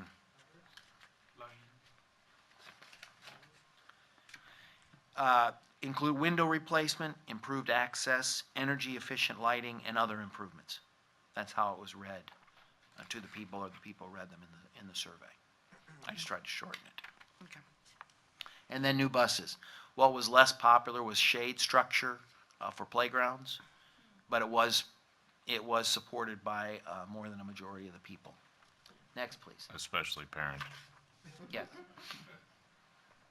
Then we gave them a list of facts. We asked how likely or unlikely would you be to vote for a bond election based on these facts. And what was most important and most influential was that the district must continue to replace roofs and air conditioners in older campuses to protect investment, that the projects in the bond package are ahead of schedule and on budget, and then the NISD schools are projected to grow by 1,500 students each year. Those were most important to people amongst the ones that were tested. What was least important was that the tax rate from the 2014 bond campaign was lower than what had been projected. They didn't So care about those that? facts were not, either it was a confusing item to talk about, Yeah, it's a hard, and it's so a it hard was less explanation. likely to get somebody to say they would likely support something. Next, please. Then what we did is we looked at some statements. Students needing to work with the most current technology was what people agreed with most strongly, and that I believe we must continue to maintain the facilities at older campuses. I will not support because $800 million is too much money. That generated as much agreement as it did disagreement. So there is some concern there.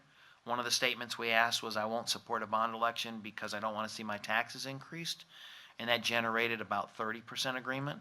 There are people who agree with that statement, but more people disagree with that statement, and that's not a reason why people will support or not support a bond election. Then what we did is we went back, slide please. Then what we did is we said, would you vote for a bond package based on a $17 per month tax bill?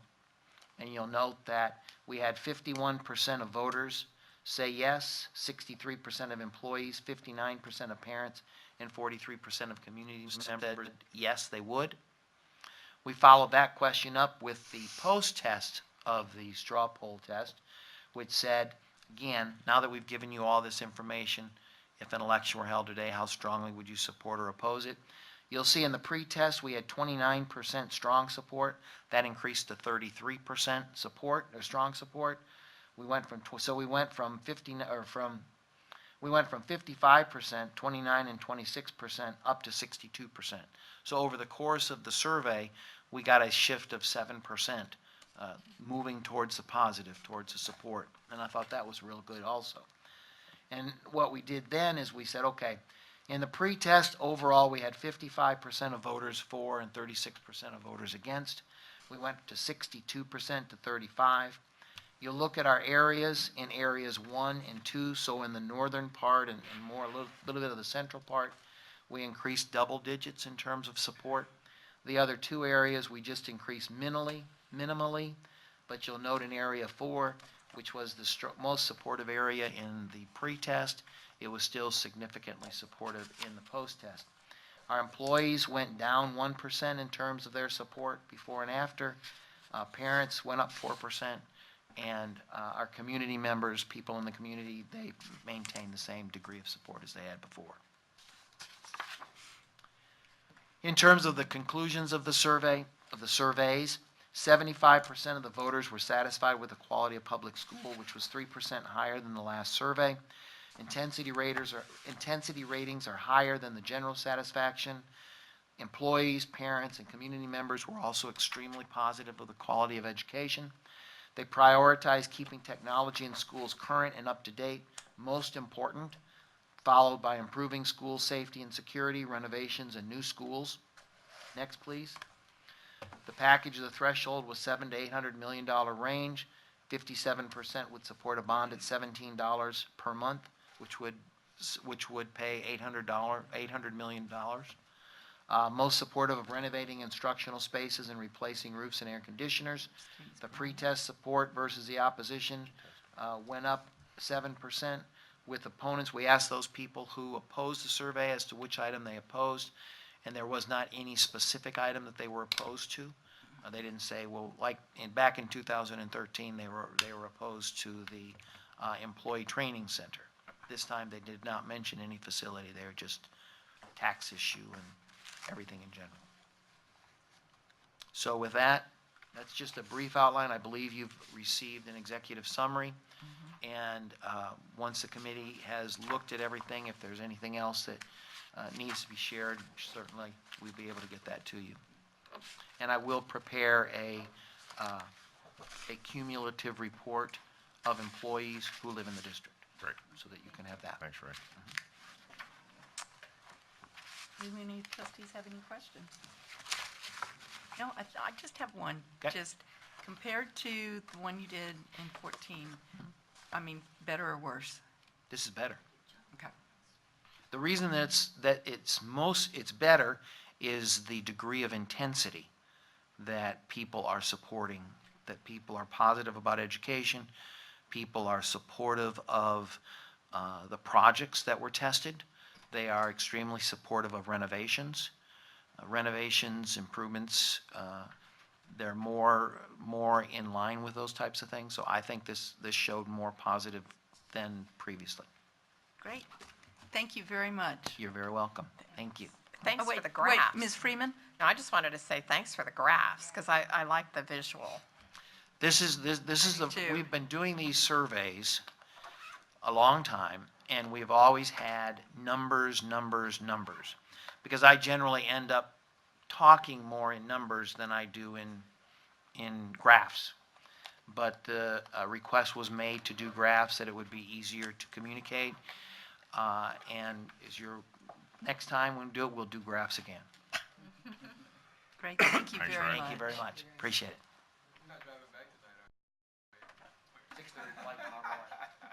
So just to remind Dr. Woods? just to remind board members kind of where we are in the process, we will begin the Citizens Bond Committee meetings next week.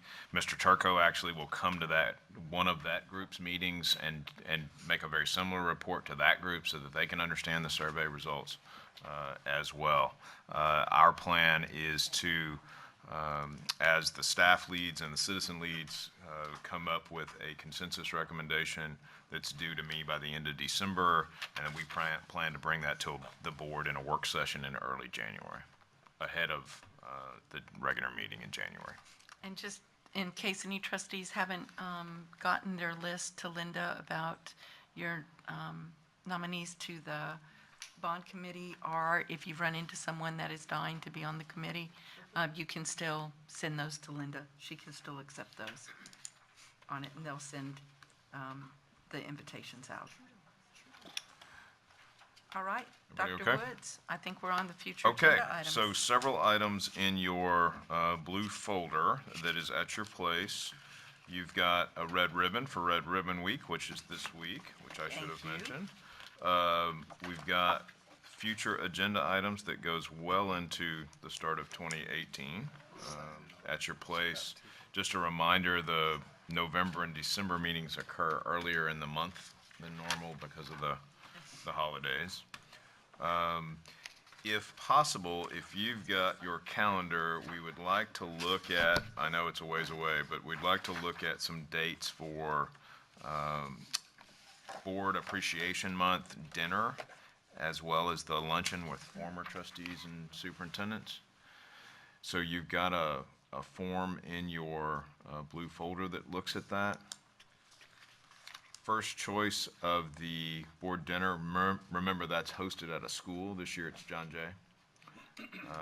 First choice for that would be Thursday, January 18th in the evening. Oh, earlier in the month. Usually it's Gerlach Week. Yeah, there are other reasons that, you know, the kids are in contest at the latter part of the month as well, so we're trying to avoid that issue as well. So that's first choice there. That would certainly be our preference. Anybody see an objection right off the bat? Let me look.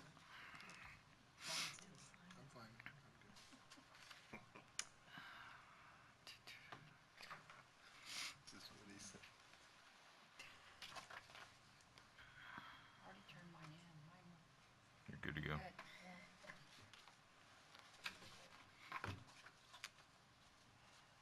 January 18th? Yes, ma'am.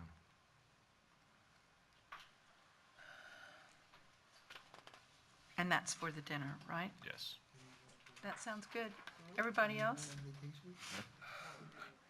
February, Gerald, are you all right on the 18th? It looks like January 18th fits all of We're us good to go. then. Okay. We're good to go on that. Well, given our momentum, if we could look, we're looking now for a noontime event. We're looking at 3 Fridays subsequent to each other, starting on January the 12th. And I don't think there's really a preference here. It's just whatever date can work for the group. Since we're doing the dinner on the 18th, I would prefer not to do it on the 19th. Sure. Me too. Okay. The other two. What about the 26th? That's the business career mentor lunch. So I put no. Is that business careers, the mentor lunch? What about the 12th? So how about the 12th? Well, shoot, I don't have that on my calendar. Maybe, did you choose the 25th? No, that's actually the hog show, the 25th, so I'd prefer the 12th, actually. Are you all right? Joseph, 12th? 12th? I'm good with the 12th. 12th? All right, so I think you got it. January 12th for the lunch, Okay. and then 18th for the dinner at J. Great. So, Moving I'm right sorry. along. Were you going to add a date? Because we still need to schedule a time when we can talk about the NSBA presentation. True. I thought that we had talked about one. We did, and it got rejected. Oh, and it got rejected. Okay, I didn't realize that it had gotten rejected. The date you're talking about? How about it got accepted? Okay. You got one got accepted. Not- At the end, not to the my national? knowledge. We're talking about a date to do a work session to build the presentation. Okay, and I apologize. I thought that we were okay with that date. We had looked at a date actually So- last week. Then, It did not come to pass. does anybody have, what is a good date in November? What time of day are you talking about? We could do it evening, we could do it, I think evening's probably gonna be better. Help me, Right. it's in March, right? It's in April. I can't do November or December. I mean, because it's like 2 or 3 hours, right, for us to put together. Any day? what we're gonna do, the whole month. Well, we have a whole week of Thanksgiving off. I mean, mean, I can't do December, November, but maybe December. Just, First I week? mean, I can, I have something every single day, up until like 5 or 6, except that week of Thanksgiving, if we wanted to meet like Monday or Tuesday of Thanksgiving week. No. So, I'm No, just I don't want to being- meet that's week just on a Thanksgiving focus week. time, so. And Joseph works during the Why don't, day. why don't we, Well, you know what, that might be something, though. I think we need to have it in the evening so that it's not a hardship on Joseph. why don't we do this? Why don't Ms. McGee and I look at some dates, late November, December, and we'll bring to the November meeting a list of dates, maybe even into early January, and we'll suggest some dates rather than just kind of a spitballing thing, and we will look at evening. Yeah, Well, why let's don't- do it why at don't we do night. And that? don't do it any sooner than January 8th, the week of the 8th. Okay, so start Yeah, I would in say January looking for would be dates. great. Okay. Yeah. Well, I mean, in December if you find something, but just, It'd Is there a time, be tough and, Our schools are doing a lot in December. be tough on my calendar, so yeah. is there a time Oh, I that we mean, need I'm to fine turn with in that. slides to NSBA? Turn something in, something. Yeah, when is the first, I didn't see that, but. Linda and I'll look at that yeah, we'll, and see. Talk to Monica about the time that we Time. turn something in. I'll We'll check look with and her see. too. But I think we're gonna be okay on timing. Okay. Okay, several invitations in your folder, including one that I know Linda's said something to you about. There's a barbecue tomorrow that Bartlett Cock, actually purchased from the Foundation Gala, so that's actually tomorrow, just highlighting since it's very soon, like 12 hours or so. And then a whole series of other invitations, including College Night next week, Callison Dedication next week, Veterans Day celebrations, and the John Day 50th anniversary. And that is that, Ms. Chumley. All right. That sounds great. So, that puts us moving into executive session. And are y'all okay with a 5-minute break? Are you okay with that? So the Board of Trustees on October 24th, beginning at 10:20, will go into closed session.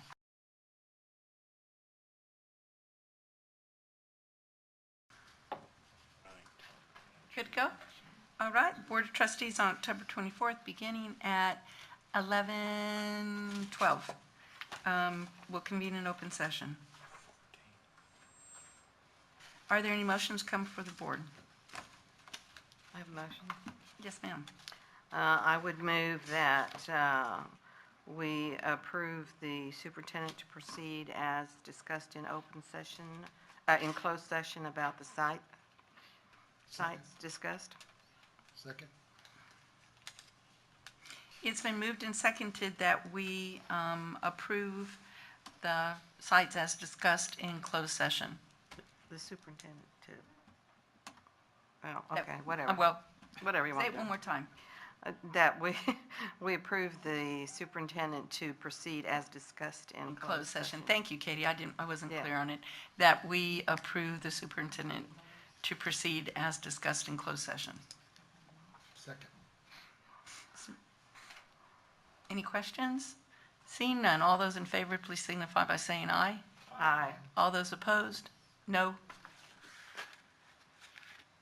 And the motion carries. Is there another motion come before the board? I move that we approve the administrative appointments as discussed in executive session. Is there a second?